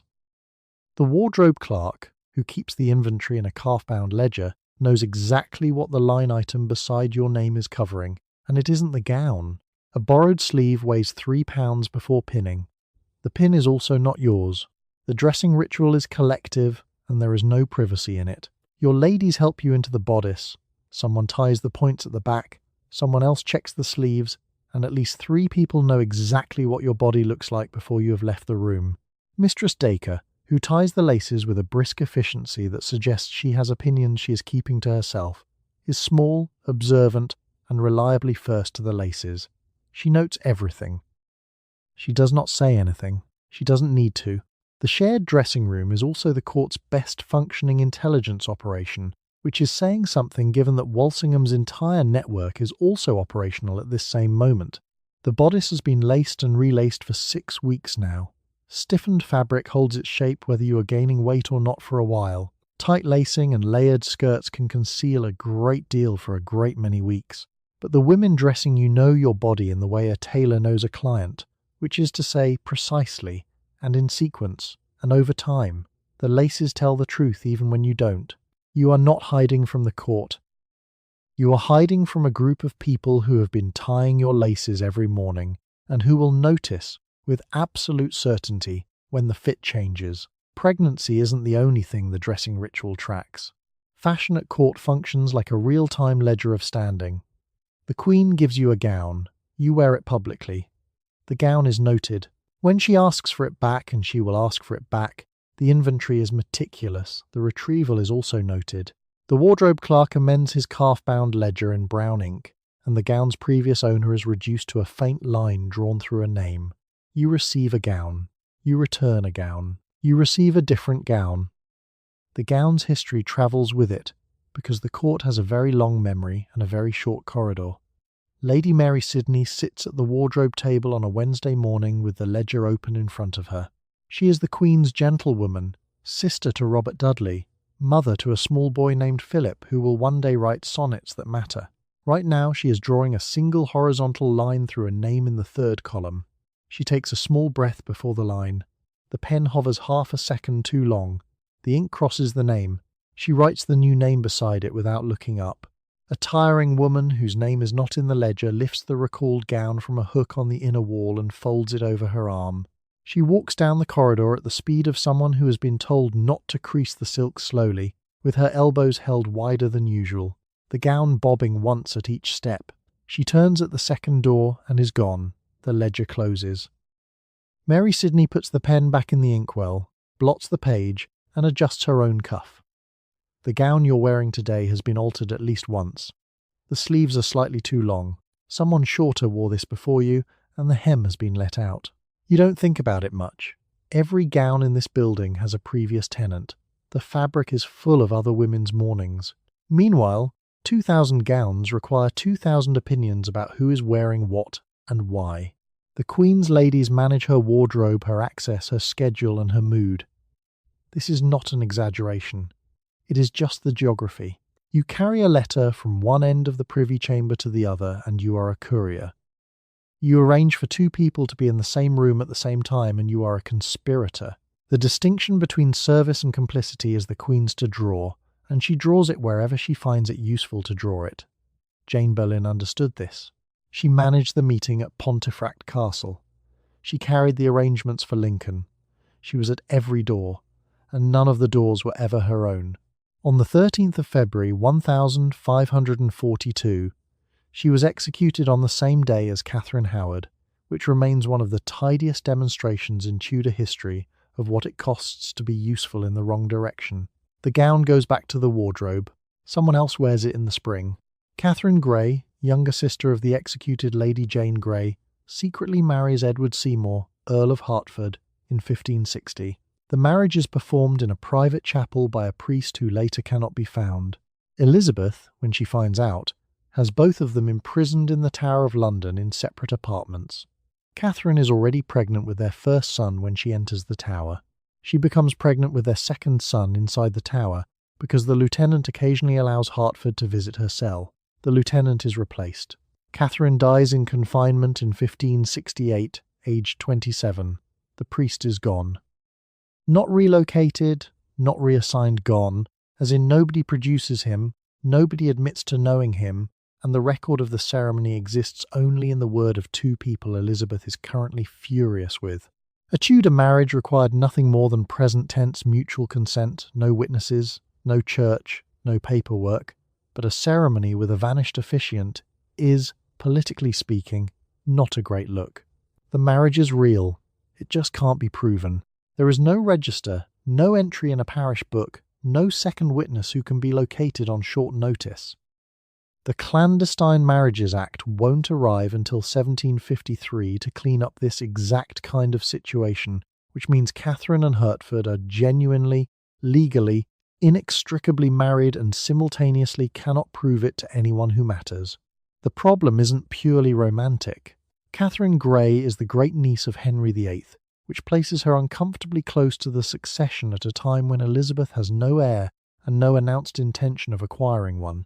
A Grey marrying a Seymour without royal permission isn't a love story, it's a political event. It has factions attached to it. Elizabeth, who has spent considerable energy managing who stands nearest the throne, responds accordingly. Both of them go to the Tower in August 1561. Sir Edward Warner sits in the lieutenant's office reading dispatches. The Tower is a fortress. It's also a residence old, layered, and politely confused about whether it is a hotel. The Tower has apartments, and the apartments have doors, and the doors have a lieutenant who makes daily decisions about which ones open. Warner, who has held the post since 1556, occasionally allows Hertford to visit Catherine's cell. The mechanics are simple. He pulls a particular door closed behind himself in the late afternoon, a door he has been instructed by the Privy Council to keep closed, and turns his back at a precise moment in the lower corridor when Hertford passes the second guardroom. He signs the visitor's log that evening with a name that won't survive scrutiny. A steward, a cousin, an officer who isn't quite the officer he was. He walks the long way home from the Tower that night, past Tower Hill rather than through it, and he doesn't speak to the gatekeeper on the way out. The visits produce a second son. In 1561, after the second pregnancy is discovered, Warner is removed from his post and briefly imprisoned in the same fortress he had been running.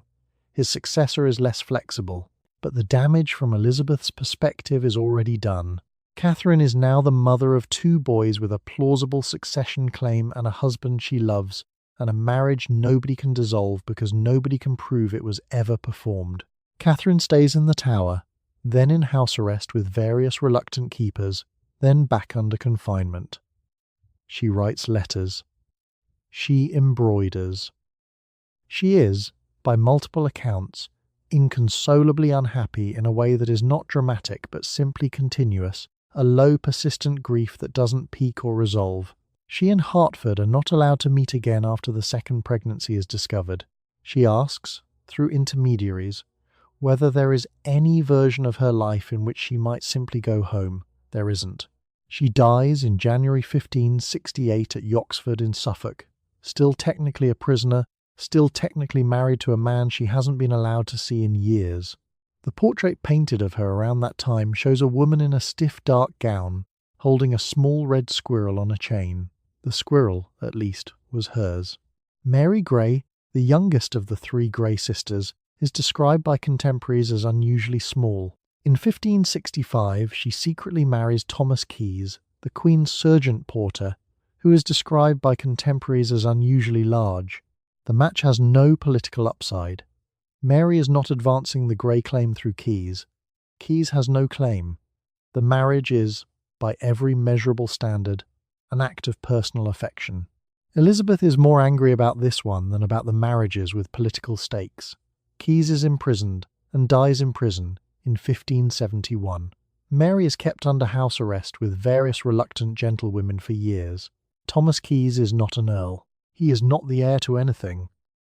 His job is to stand at the gate and be large. The sergeant porter controlled entry to the palace buildings who came in, who went out, who waited in the rain. It's a position of logistical importance and zero social glamour, roughly equivalent to a head of building security who happens to work in a castle. He is described in contemporary records with a kind of awed physicality, as if writers couldn't get past it. Mary is tiny. Keyes is enormous. Contemporaries note the contrast openly. The way people point out a weather event. They cannot help it. The ceremony is private, unannounced, and completely valid under existing law. This is the thing. Under pre-Reformation canon law still operative in England in 1565, a marriage requires only present-tense mutual consent, no priest, no witnesses technically required, no registration, no paperwork. You say the words to each other and it's done. The Clandestine Marriages Act won't arrive until 1753, which means for another 2 centuries, anyone can get married in a corridor with no one watching and have it count. Mary and Keyes have at least a few witnesses. The ceremony is more formal than it needed to be. Elizabeth's reaction is disproportionate even by her own standards. Catherine Grey's marriage was dangerous. Hertford was a plausible vehicle for succession claims, a real political threat. This one isn't. Mary is low in the succession. Keyes is a gateman with good posture. The union threatens nothing except Elizabeth's sense of how people in her household should conduct themselves, which turns out to be a threat Elizabeth takes very seriously. Keyes is locked up. Mary is placed under house arrest with a series of gentlewomen who are reportedly not thrilled about the assignment. A gentlewoman named Mrs. Hawtrey gets Mary first polite, exhausted, and visibly aware that the assignment has no end date. Then, others take turns. You can imagine being on the rota, opening the front door to find a grey on the threshold with 3 trunks, no return ticket, and the Queen's silence behind her like a chaperone. The house arrest isn't a comfortable arrangement for anyone. Mary is a royal-adjacent prisoner with no fixed release date, and her hosts have acquired her the way you acquire a house guest who won't confirm when they're leaving. Mary spins. She embroiders. She writes letters. She is not physically confined. Exactly.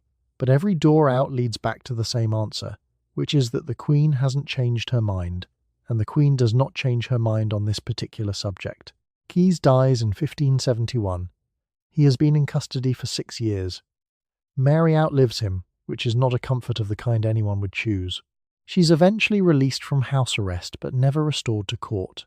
Elizabeth lets her exist at a careful distance, the way you might leave a window open in a room you no longer use. Mary Grey dies in 1578, 13 years after the wedding. She doesn't recant the marriage. She doesn't apologise for it on any surviving record.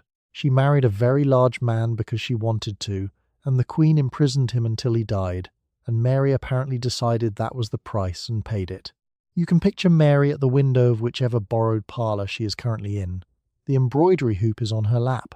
Outside, the gardener walks past with a basket of pruned roses and nods politely without making eye contact, the way you nod at a guest at someone else's wedding when nobody has explained which side you are on. Keyes died in a cell. Mary kept the embroidery. That was the trade. Lettice Knollys is a granddaughter of Mary Boleyn, which makes her, by blood, Henry VIII's great-niece. In 1578, at Kenilworth Castle, she secretly marries Robert Dudley, Earl of Leicester, the man Elizabeth I has nearly married twice, and continues to keep at her own elbow as the recognised royal favourite. The marriage is concealed from the Queen for over a year. When she finds out, in 1579, she screams at Dudley in front of the entire Privy Chamber and bans Lettice from court permanently. Dudley keeps his position as favourite. Lettice never sees the Queen again. Dudley is not Elizabeth's husband. Not quite. He's the man she danced, the vaulter with the dance, where a gentleman lifts his partner at the waist and swings her through the air in front of everyone, and she kept dancing it well into her 50s, with the particular enthusiasm of a woman making a point. Dudley has his own apartments at court. He attends her in the Privy Chamber. He is, for all observable purposes, the most important man in her life, and everyone at court knows this, and no one says it plainly, because saying it plainly is how you end up in a cousin's house in Buckinghamshire with your name quietly removed from the next invitation list. Imagine yourself as Lettice in the chapel at Kenilworth in 1578. The decision is either very bold or very unwise, depending on how you weigh the options. She has known Dudley for years. The secret wedding at Kenilworth is small, a ceremony attended by almost nobody, binding under canon law the moment both of them said yes out loud, which is still all canon law requires. No priest required, technically. No witnesses required, technically. The Clandestine Marriages Act won't arrive for another 175 years, so the marriage is real the moment it happens. It's just invisible, for now. A gentleman of the court named Jean de Simier tells Elizabeth about the marriage in 1579. He does this deliberately, as a diplomatic manoeuvre, while negotiating the French Duke of Anjou's suit for Elizabeth's hand. The logic is simple. If Dudley is secretly married, he loses standing as an obstacle to the French match. It works in the sense that Elizabeth is furious. It doesn't work in the sense that she doesn't marry Anjou either. But Lettice is gone. Now, Lettice doesn't die. This is worth noting given the recent trajectory of this story. She isn't arrested. She isn't sent to the Tower. She's simply expelled from the Queen's presence and kept there permanently, irrevocably for the remaining 24 years of Elizabeth's reign. Dudley dies in 1588, the year of the Armada, and Elizabeth locks herself in her rooms for days after receiving the news, and eventually her counsellors break down the door. She keeps his last letter for the rest of her life, in a box by her bed. The letter is found there after Elizabeth's own death in 1603, marked in her handwriting, his last letter. Meanwhile, Lettice remarries. She outlives the Queen. She outlives James I. She lives to be 91, which in the 16th century is not a natural lifespan so much as a statement of intent. The court ladies who remained the ones who watched Dudley absorb the screaming and keep his rooms and his position while Lettice absorbed the permanent exile filed this information quietly. A lady-in-waiting named Dorothy Stafford, calm, careful, and famously incapable of being startled, adjusts her sleeve and says nothing. The geometry is clear enough without annotation. The man keeps everything, the woman loses access. Dudley kept his rooms. Lettuce kept her 91 years. The box by the Queen's bed kept Times. His last letter Times for 24. Bess Throckmorton is one of Elizabeth's maids of honour when, in late 1591, she becomes pregnant by Walter Raleigh, who is 50. They marry secretly. She remains at court through several months of pregnancy, dressed in increasingly creative gowns and standing duty in the presence chamber as usual. The bodice does some of the work. The shared dressing rituals do not, however, hide everything indefinitely. By the summer of 1592, the pregnancy is undeniable. Bess is sent away to give birth. Raleigh is sent to the Tower. Their son Damerai is born and dies within months. The gown is doing the heavy lifting. The dress is stiff. The bodice is stiffer. The skirt spreads outward from the hip in a shape that is, architecturally speaking, quite forgiving of a secret. A pregnancy at court is not a pregnancy you announce. It is a problem you redistribute across the silhouette. A gentlewoman named Frances helps Bess lace each morning. Frances is small, deft, and openly tactful. She has been helping Bess lace each morning for 2 years. Frances does not say anything. Frances draws the points one notch wider on the left side without comment, the way a tailor lets out a seam without announcing he has noticed. The lace is tighter than it should be. The bodice has no opinions. The bodice simply holds. Walter Raleigh is, at this point, 50 years old, and not a discreet man by nature. He is the man who spread his cloak across a puddle for the Queen, if you believe that story, or at least the man who wanted people to believe he would. He is also Elizabeth's favourite for a very specific reason. He is useful. He commands ships. He finds treasure. When the Portuguese carrack Madre de Dios is intercepted in August 1592, her cargo is valued at roughly £500,000, around £80 to £100 million today, and the sailors looting the docks at Dartmouth are selling pepper and jewels out of their boots. Elizabeth needs someone to go to Dartmouth and retrieve the situation. She releases Raleigh from the Tower for this purpose. He goes. He salvages the cargo. He returns to custody briefly, then is released entirely. His imprisonment lasts weeks, not years. The treasure is just that good. Bess does not get the same exit. She is dismissed from court permanently. No carrack. No second act. Their son Damerai is buried, and Bess is left outside the Queen's world with no route back in. She had been, until late 1591, a maid of honour in good standing, which meant she stood close enough to the Queen to adjust a ruff and hand off a glove. The position had no formal title attached to it. The dismissal needed none either. The detail everyone noted at the time was not the pregnancy or the Tower, it was the marriage. Under canon law as it existed before 1753, a private exchange of present-tense consent between two people constituted a valid and binding marriage. No priest, no witnesses, no document, no ceremony required. Raleigh and Bess had apparently said the words. That was enough. What it was not enough for was the Queen's permission, which a maid of honour was required to obtain before marrying anyone. The law recognised the marriage. Elizabeth did not. These two positions were technically compatible and practically disastrous. The stiffened fabric holds through spring, the silence holds a little longer, then summer arrives, and neither holds at all. Raleigh is in the Tower in August 1592 for a foreseeable stretch when a captured Portuguese carrack called the Madre de Dios arrives at Dartmouth with a cargo that, in modern terms, would be valued in the 80 to 100 million range. The Queen needs someone to manage the unloading before the dockside merchants help themselves. The only competent commercial brain who has handled the ship is Raleigh. He is released from the Tower for the project.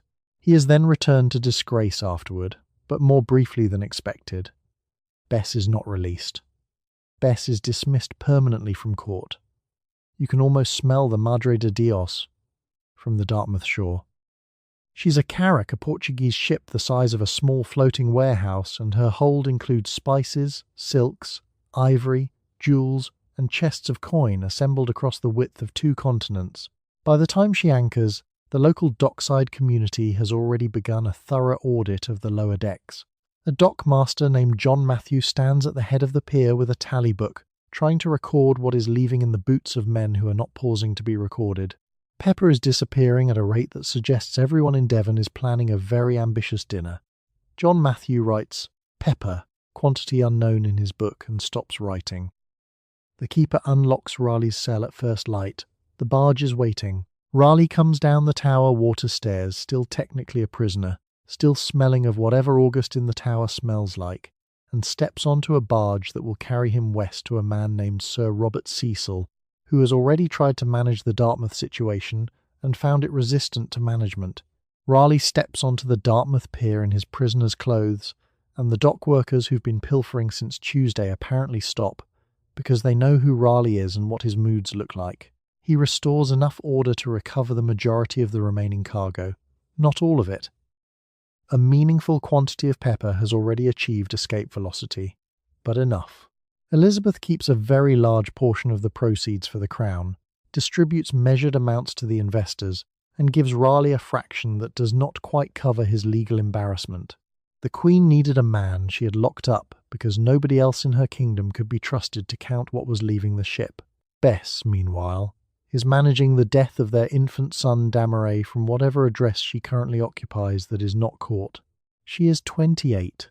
She has lost a position she spent years building, the social architecture of her entire adult life, and now a child. The letter she writes during this period doesn't survive, which is a mercy, because it would be hard to read.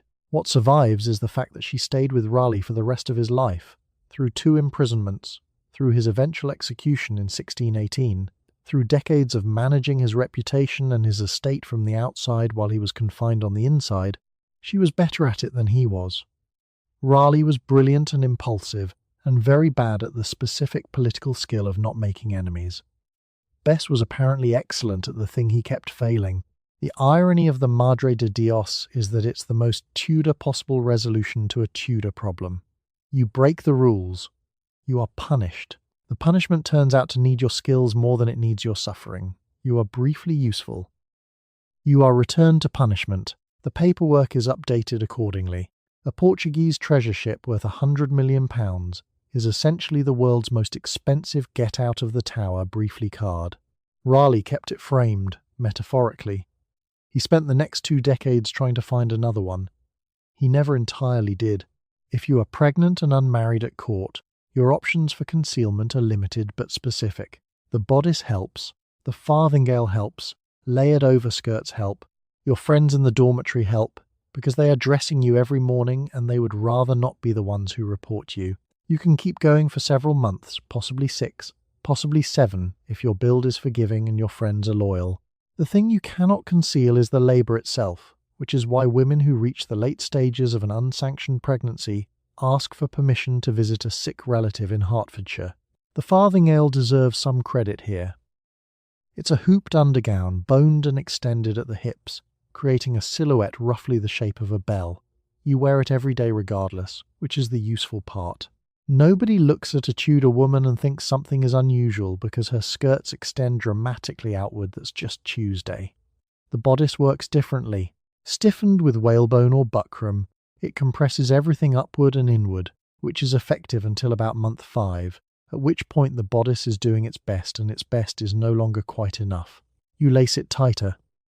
The lacing contributes, incidentally, to the court's elevated miscarriage rate, which solves some problems and creates others that are considerably worse to think about. The dressing ritual is where things get complicated. You do not dress alone at court. You've never dressed alone at court. 3 or 4 women are in the room every morning tying, adjusting, pinning, and they are close enough to smell what you had for breakfast and close enough to notice when your silhouette is behaving inconsistently. These are your friends. These are also people under surveillance by the same household that will eventually come looking. Marjorie Horsman, quiet, careful, and operationally discreet, adjusts your sleeve, smooths your bodice with both palms, and says absolutely nothing. She has said nothing for 2 months. This is a form of loyalty that could at any moment become a liability she can't afford. The sick relative in Hertfordshire is a familiar fixture. She doesn't exist. Everyone knows she doesn't exist. The fiction holds because the alternative, a visible pregnancy, a visible infant, a visible incident in the Queen's chambers, is catastrophic for everyone present. A lie about an aunt allows you to leave quietly, deliver quietly, and return as though nothing occurred. Whether the child survives is a separate matter. Whether you can prove, afterwards, that you were secretly but validly married, that requires a different kind of evidence entirely. And evidence, at this point in English law, is a very flexible concept. The tight lacing was also fashionable, the same garment doing the concealing as the one you'd be wearing anyway. The court had, accidentally or otherwise, designed a silhouette that was genuinely difficult to read. A stiffened bodice, a farthingale, a heavy overskirt in silk brocade. You could be any shape underneath all of that. The fabric has no opinions about your situation. It simply maintains the shape it's been built to maintain, like a very expensive structural argument. And it holds that argument right up until it doesn't. 6 months in, you request to attend a sick aunt. The chamberlain records the leave. The Queen, depending on which Queen we're talking about, either notices and says nothing, or notices and sends someone to follow you, or is herself managing 4 other crises and doesn't notice at all. You travel. You deliver. The infant goes somewhere, a nurse, a household, a churchyard. You return. Your dress fits again. Marjorie Horsman adjusts your sleeve, says nothing, and hands you your embroidery frame. The embroidery frame is always waiting. Twice a week, at the great ball after supper, the court dances. Elizabeth I's favourite dance, well into her 50s, is the volta. The volta requires a gentleman to put his hand under his partner's stiffened bodice at the waist, lift her off the floor, and swing her through the air in a half-turn. The whole movement is performed in public. The whole movement is performed in front of the Queen. The dance is, by the standards of the rest of the chamber, an enormous public liberty, and it has been understood as such by everyone in the room since they arrived. The dance floor is not really a dance floor. It's a room with rushes on it, inadequately swept, smelling of tallow candles and the previous evening's supper, lit by torchlight that makes every face look either beautiful or sinister depending on the angle. The musicians are in the gallery above. The torches smoke. The tapestries that have absorbed 20 years of that smoke hang motionless in the still air. You are wearing approximately 40 pounds of fabric, and a man you've spoken to 3 times in a formal context is about to put his hand on your waist and lift you. The volta is the exception to every rule about display and distance. Everywhere else in the palace, you maintain a correct and carefully managed physical separation from gentlemen. You do not touch, you do not lean, you pass letters without contact, you arrange meetings through intermediaries. Then the music starts, and a dance that would be considered scandalous in any provincial hall becomes the Queen's personal preference, performed twice weekly in front of the entire court. The dance has opinions about the rules, strong ones. You learn to read a gentleman by how he lifts. Robert Dudley, Earl of Leicester, lifts cleanly, with one hand at the waist and one at the rib, and he holds the landing a half-second too long. Everyone has noticed. Elizabeth has certainly noticed she dances with him herself. A gentleman like Sir Thomas, who is trying to communicate something he can't say in a letter, lifts slightly higher than necessary and meets your eyes on the way down. A gentleman who is nervous lifts badly. The physics are unforgiving. A poor lift is remembered. None of this is accidental. The dancing master who taught you this dance understood exactly what he was teaching. Your partners understand what they're doing. The Queen herself, swinging through a half-turn at 53 in cloth of silver, understands what she's doing. The volta is a controlled fire. Everybody stands very close to it without technically getting burned.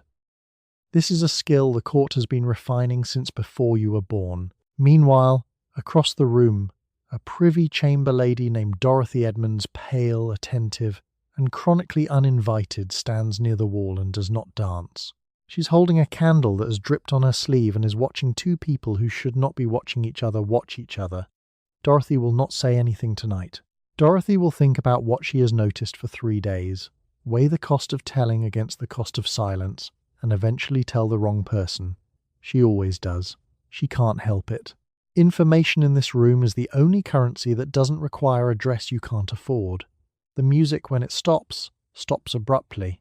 The musicians have their own hierarchy and their own complaints, and when the supper bell rings, they stop mid-phrase without apology. You land. Your partner releases. The 40 pounds of fabric settles back around you like a verdict.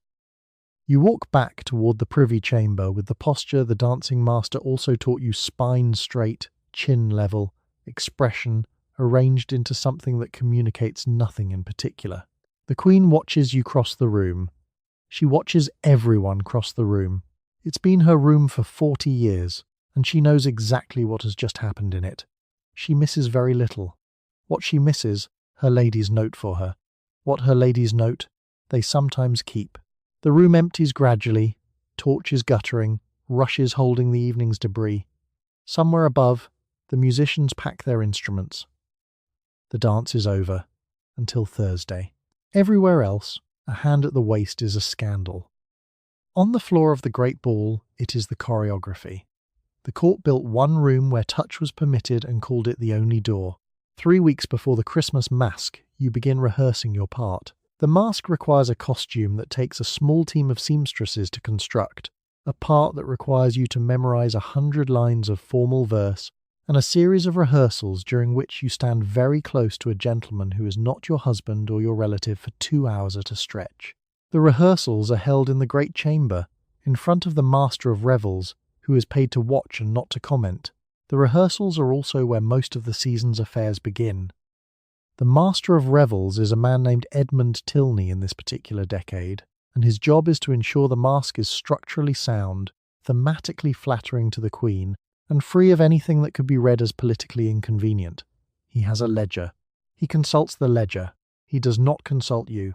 He watches 24 courtiers move through a formation that requires a gentleman to take your hand, lead you forward, turn you, and hold your gaze for a count of 8, and he writes movement satisfactory in the margin. The holding of the gaze is not noted. The costume is heavier than it looks. It weighs approximately what a large dog weighs.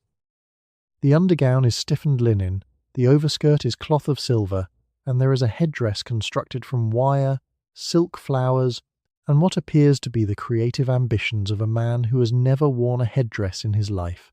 A seamstress named Agnes Patient, kneeling, and openly resigned, kneels at your hem with pins held between her lips and adjusts the same 6 inches of fabric for the 3rd time this morning. She has opinions about the hem. The hem does not cooperate. You stand still and memorize your verse and try not to look at anyone in particular, which is itself a kind of looking. The masque text is full of classical allegory nymphs, virtues, the eternal harmony of the realm, which is the Tudor equivalent of a corporate team-building video with better costumes. Oberon appears. Virtue triumphs. The Queen is implicitly compared to Diana, goddess of the hunt and of chastity, which requires everyone present to keep a very straight face. Your gentleman partner delivers a speech about eternal devotion to a lady of surpassing excellence. You receive the speech. You respond in formal verse. You do this 11 times in rehearsal, and somewhere around the 5th repetition the formality of the verse stops functioning as a wall between you and begins functioning as something else entirely. Edmund Tilney is now arguing with the lutenist. The text is supervised. The choreography is supervised. The costumes are supervised. What isn't supervised is what happens in the pauses, the 10 minutes, while Tilney argues with the lutenist about tempo, during which you and your partner stand at the edge of the great chamber while the rushes on the floor release the collected smell of a month's worth of banquet debris, and he says something quiet that isn't in the verse. You answer. The answer isn't in the verse either. Nobody writes this down. The performance itself lasts one evening.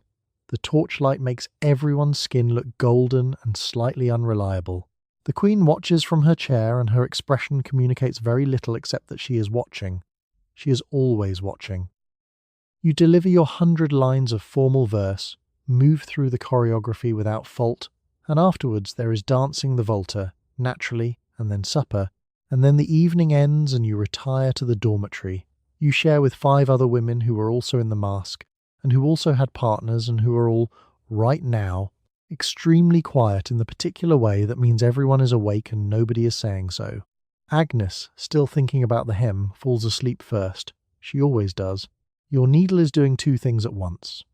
On the surface, you are embroidering a cushion cover for the Queen's privy chamber, pomegranates, ivy, a Tudor rose at each corner.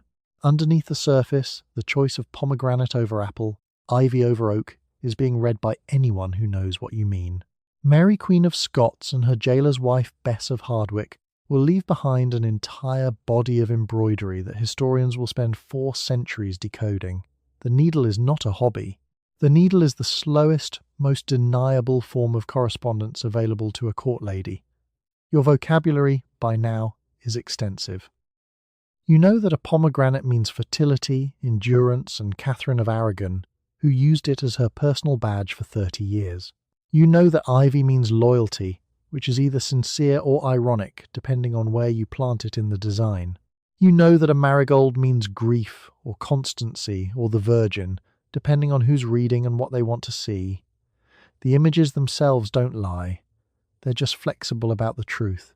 Margaret Clifford, embroidering in the corner near the window, holds her frame at a particular angle not for the light, but because from that angle she can see the door and the corridor both without turning her head. She makes a small knot, cuts the thread, and restarts in green silk without looking up. The frame stays angled. It has been angled at that window for 6 weeks. A flower is the alibi. You can't be accused of passing a message when the message is a flower. You can't be questioned about a conversation that happened entirely in thread. Your needle isn't a needle. It's a quill that has agreed not to leave ink anywhere a clerk can read. A letter can be found, read, burned as evidence. A cushion cover is searched for needles, not meaning. It sits on a chair in the privy chamber where the Queen rests her arm, and it says everything it needs to say to the one person who knows the vocabulary, and nothing at all to everyone else. Mary Queen of Scots produces roughly 600 pieces of embroidery during her 19 years of captivity. 600. That is not a hobby, that is a filing system.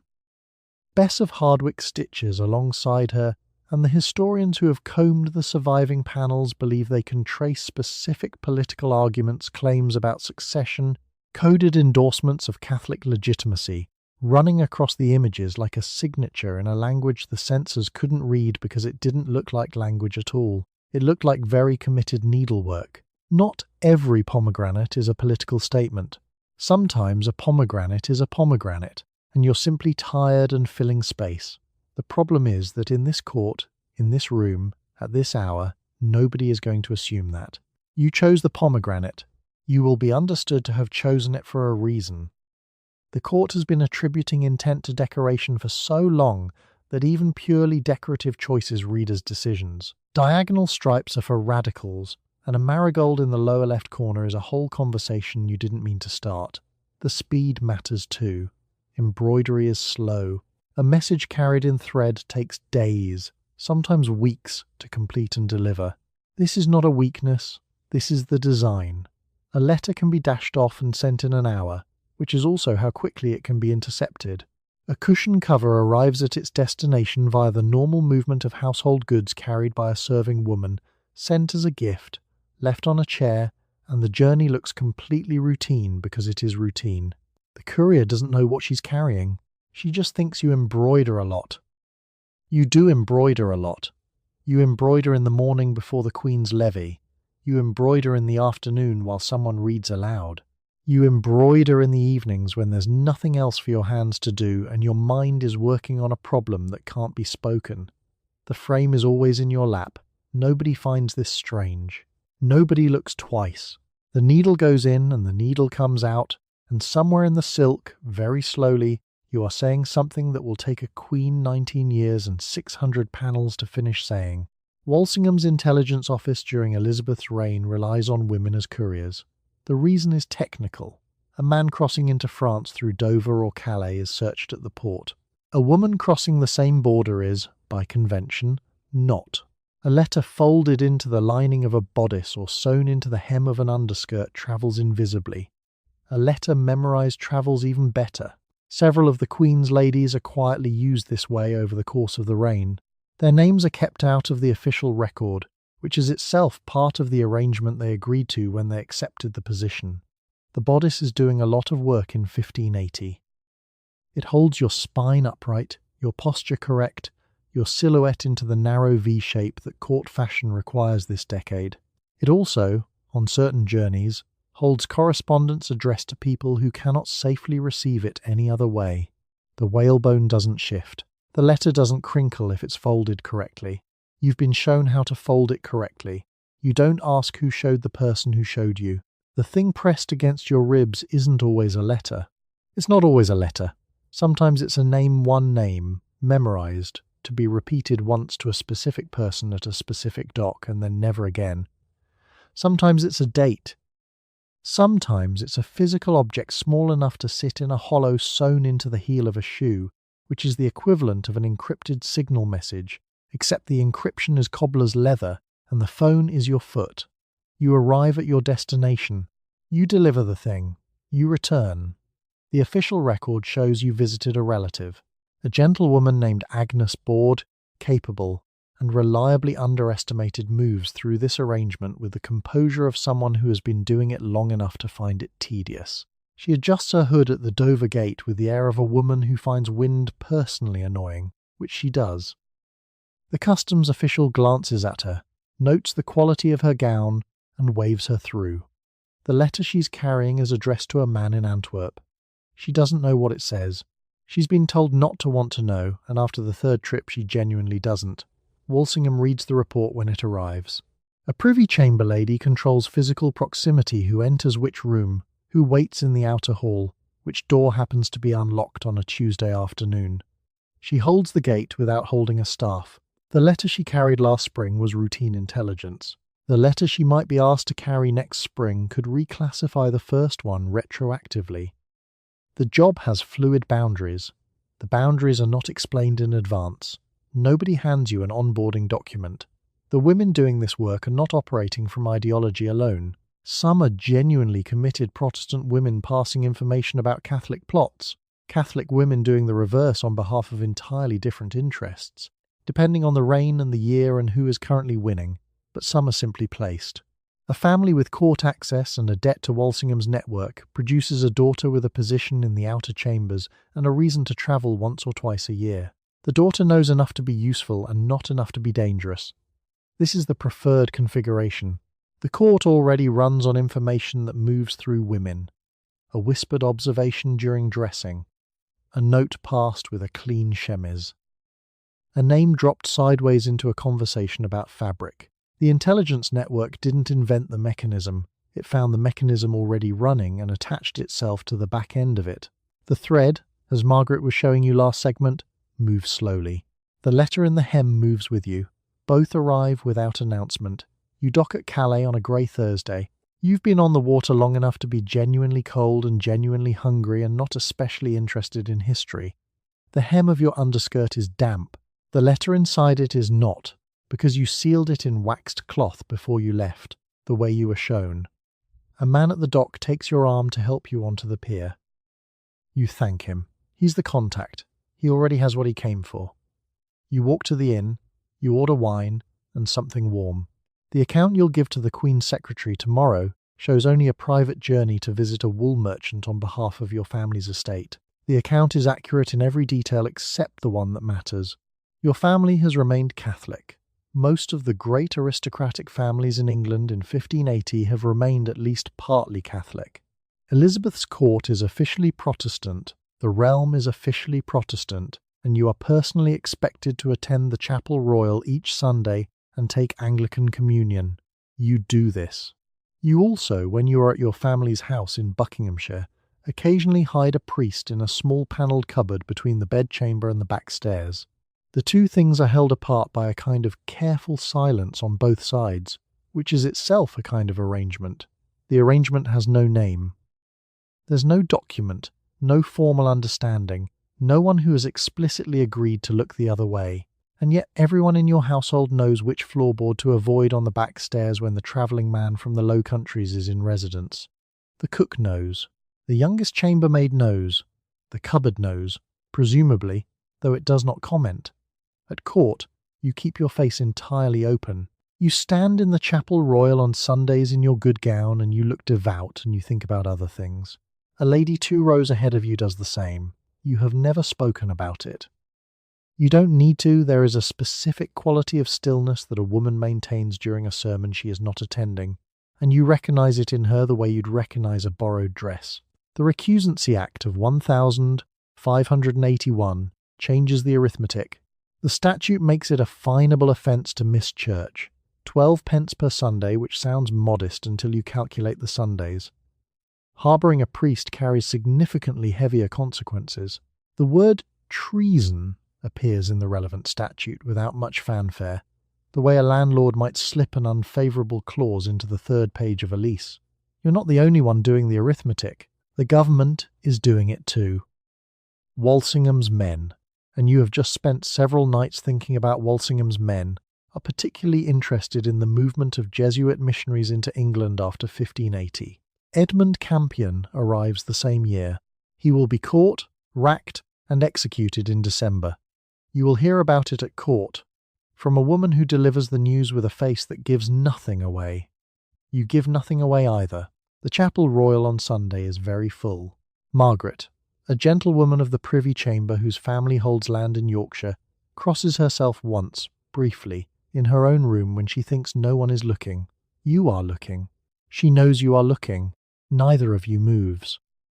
This is also a kind of arrangement. The room simply adds it to the collection of things it has witnessed and keeps its own counsel.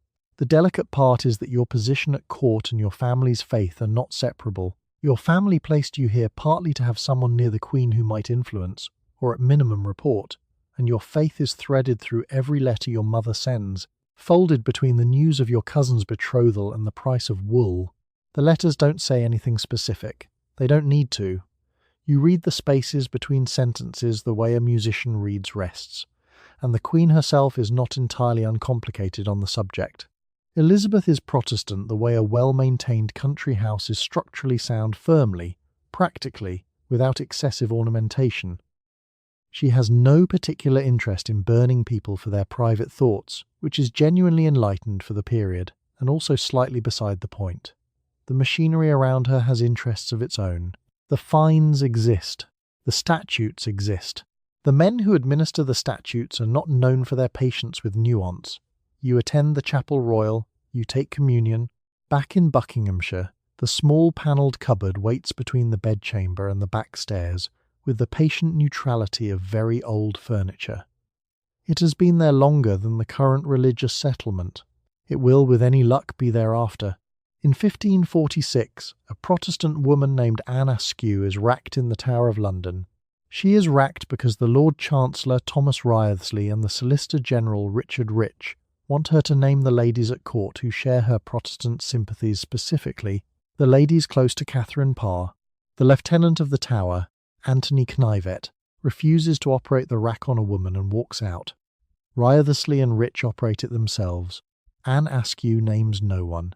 She is carried to her execution at Smithfield on a chair because the rack has destroyed her ability to stand. Wriothesley wanted the names, not Anne. Somewhere at court, specific women are reading Protestant texts, loaning Protestant texts, and possibly paying for Protestant texts to be smuggled in, and Wriothesley has reason to believe Anne Askew can tell him exactly who they are. The names he wants are attached to Catherine Parr's privy chamber. Anne Askew doesn't say them. Lieutenant Anthony Knivet, who runs the tower, refuses to operate the rack on a woman. He sets the wheel down. He walks across the stone floor in the kind of boots that are heard 4 corridors away. He passes through the outer door and pulls it shut behind him, which is a sound the building remembers.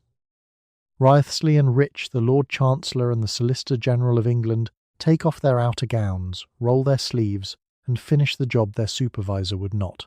It is, in the way these things sometimes are, a workplace where the man in charge walks out and the executives operate the equipment themselves. She knows their names. She is on the rack. She doesn't say them. The women she protects never publicly acknowledge this. There's no speech, no monument, no record of a letter sent. Margaret Neville, one of Catherine Parr's ladies, almost certainly knows. Anne Seymour, Countess of Hertford, possibly knows. They move through the privy chamber in their usual way, adjusting the Queen's sleeve, handing off an embroidery frame, pretending they haven't just heard what happened at the Tower. The embroidery frame doesn't comment. It has learned not to. Now, the mechanics of the accusation are worth a moment. The charge against Anne Askew is heresy specifically, sacramentarianism, the belief that the Eucharist is symbolic rather than the literal body of Christ. This is a theological position with practical consequences. In 1546, it gets you burned. What makes Anne Askew unusual isn't her faith. It's that she has left her husband, is operating independently in London, and is connected by thin but traceable threads to women who have direct physical access to the king's wife. Wriothesley doesn't care about her soul. He cares about the threads. Eleanor, one of the yeoman's wives who brings food to the tower cells, is plain, brisk and astonishingly steady on the stairs, and she brings Anne Askew a small parcel on the third day, dried fruit and a bit of hard cheese, wrapped in linen, passed through the door without eye contact, as if she'd simply set it down and walked away. Eleanor doesn't look at the rack. The rack is in another room, but Eleanor knows what room it is. She brings the parcel the next day too. She doesn't bring it after that. Anne Askew is 25 years old. The execution at Smithfield happens in July. Because the rack has left her unable to stand, she is chained to the stake sitting upright in a chair, which the authorities tie to a post to keep stable. 4 others are burned with her. A crowd assembles. Smithfield is a public space, an active market, a place where people buy livestock and watch executions with roughly equal detachment. Someone in the crowd has brought a gunpowder charge to shorten the process. It is, in its way, a mercy. It is also deeply illegal. No one is prosecuted. You hear about it before the day is out. The ladies at court always hear about it. News at court moves faster than any official messenger, because official messengers are controlled and unofficial mouths aren't. By the time the formal report reaches Catherine Parr's ladies through proper channels, they have already discussed it twice in quieter rooms, in lower voices, over embroidery that nobody is actually looking at. The stitches are uneven that day. Nobody mentions the stitches. Penelope Rich, Philip Sidney's Stella, a married woman with a long-acknowledged lover named Charles Blount, divorces her husband, Lord Rich, in 1605, and immediately marries Blount. The Archbishop of Canterbury, Richard Bancroft, performs the ceremony. He is then reprimanded by the new king, James I, for performing it, but he is not removed. The case is unusual in 2 directions at once. Under Elizabeth, the divorce and remarriage would not have been allowed. Under James, the rebuke for permitting it is recorded in the official register but accompanied by no consequence. The line between the 2 reigns runs through this single wedding. Penelope Rich has survived a great deal to reach this moment. She's been Sidney's Stella since around 1581, the muse, the unreachable beloved, the subject of 108 sonnets while married to someone else entirely, producing 5 children with Lord Rich, and conducting a parallel life with Charles Blount so openly that it qualifies less as a secret and more as a scheduling arrangement.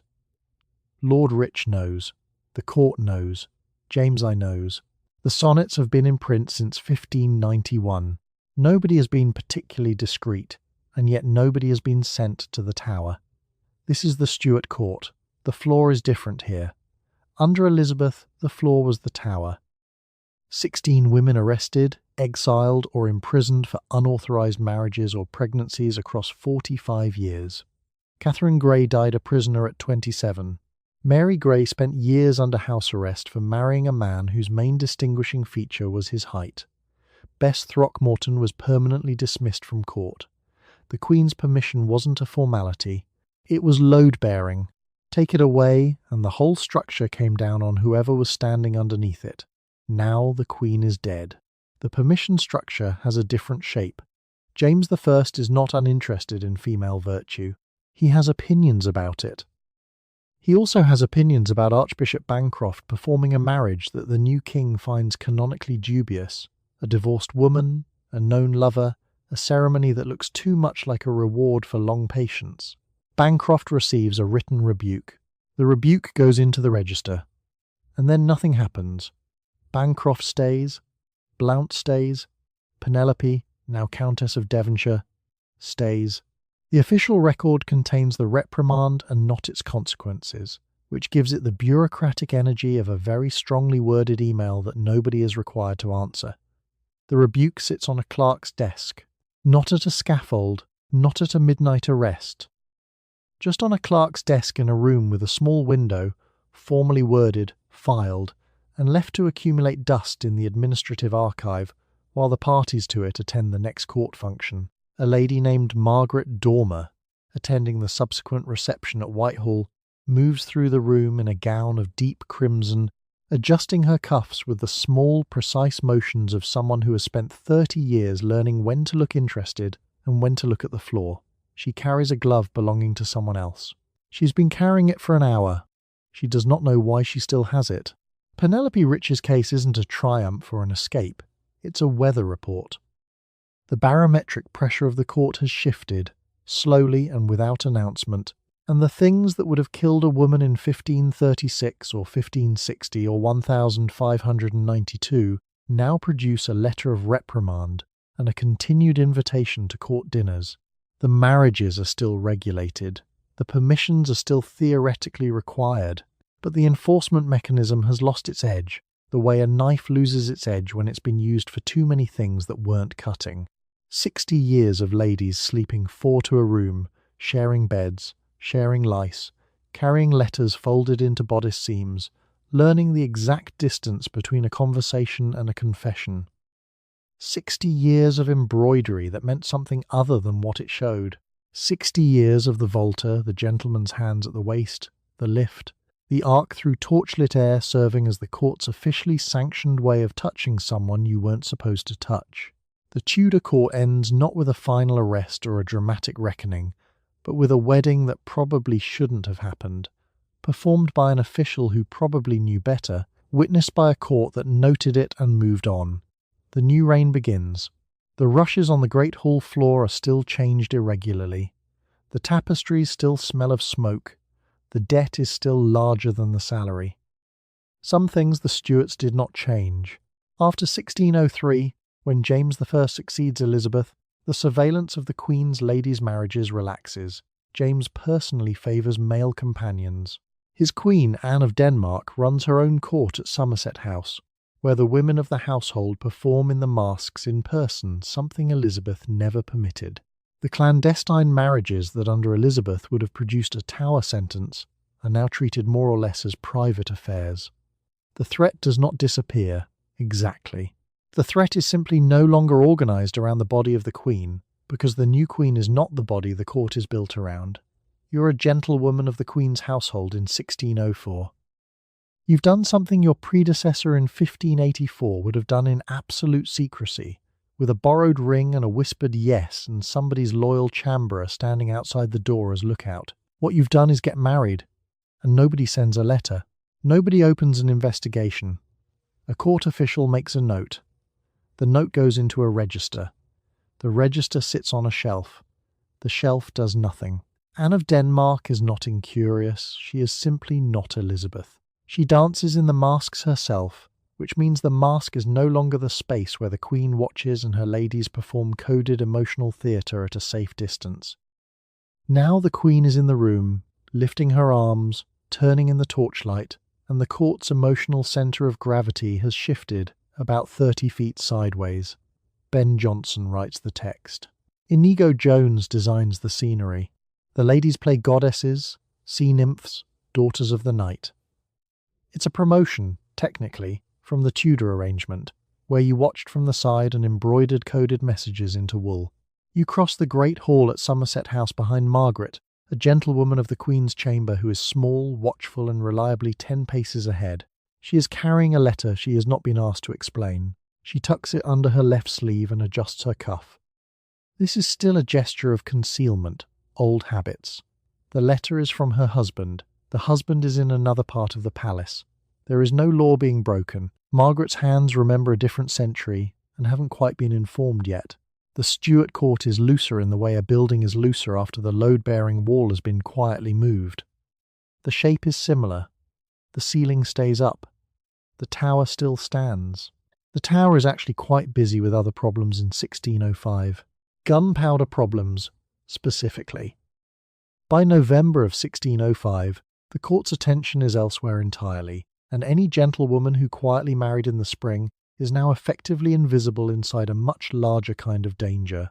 The threat that replaced the old surveillance isn't personal, it isn't aimed at women's bodies or their promises, or the unauthorized use of the word husband. It's aimed at the building. It's aimed at everyone at once, indiscriminately, which is a different thing to survive, but also a different thing to fear. You sit at Somerset House by a window, watching the rain pass over the river. You fold the letter from your husband into your sleeve out of habit, the way a former smoker still pats their pocket for cigarettes that aren't there. Nobody is watching you fold it. Nobody is watching you at all. It feels strange, like the corridor outside your door has been emptied of someone you didn't know was standing there. The Queen, who is dancing in the next room, is dancing for her own enjoyment. The walls have been here for 2 centuries, and they have absorbed enough to be patient. The habit of secrecy stays. The consequences mostly do not. You spent the night sharing a bed with 3 other women and a population of lice nobody discussed, carrying a letter you weren't supposed to read, dancing the volta in front of a queen who was counting which hands touched which waists, rubbing white lead into your face like Sephora's most regrettable serum until the skin underneath began politely peeling off, earning £10 a year against a gown that cost £100, and lacing a friend's bodice 1 notch wider over something she wasn't ready to announce, while a lady at the window embroidered a pomegranate the censors couldn't read. Spare a thought for the women who actually lived it, the ones who slipped letters into hems, the ones who whispered in stairwells, the ones who said yes in a borrowed room with no priest, no witnesses, and just enough candlelight to make it feel like it counted. They had no door that locked. They had no quiet. They went back to work the next morning because the rushes still needed sweeping. You are not them. Your bed is your own. Your face contains no lead. Nobody is reading your letters. Let your shoulders drop. Let the candles in your head go out one by one. Let the corridor outside your door belong to someone else tonight. Good night.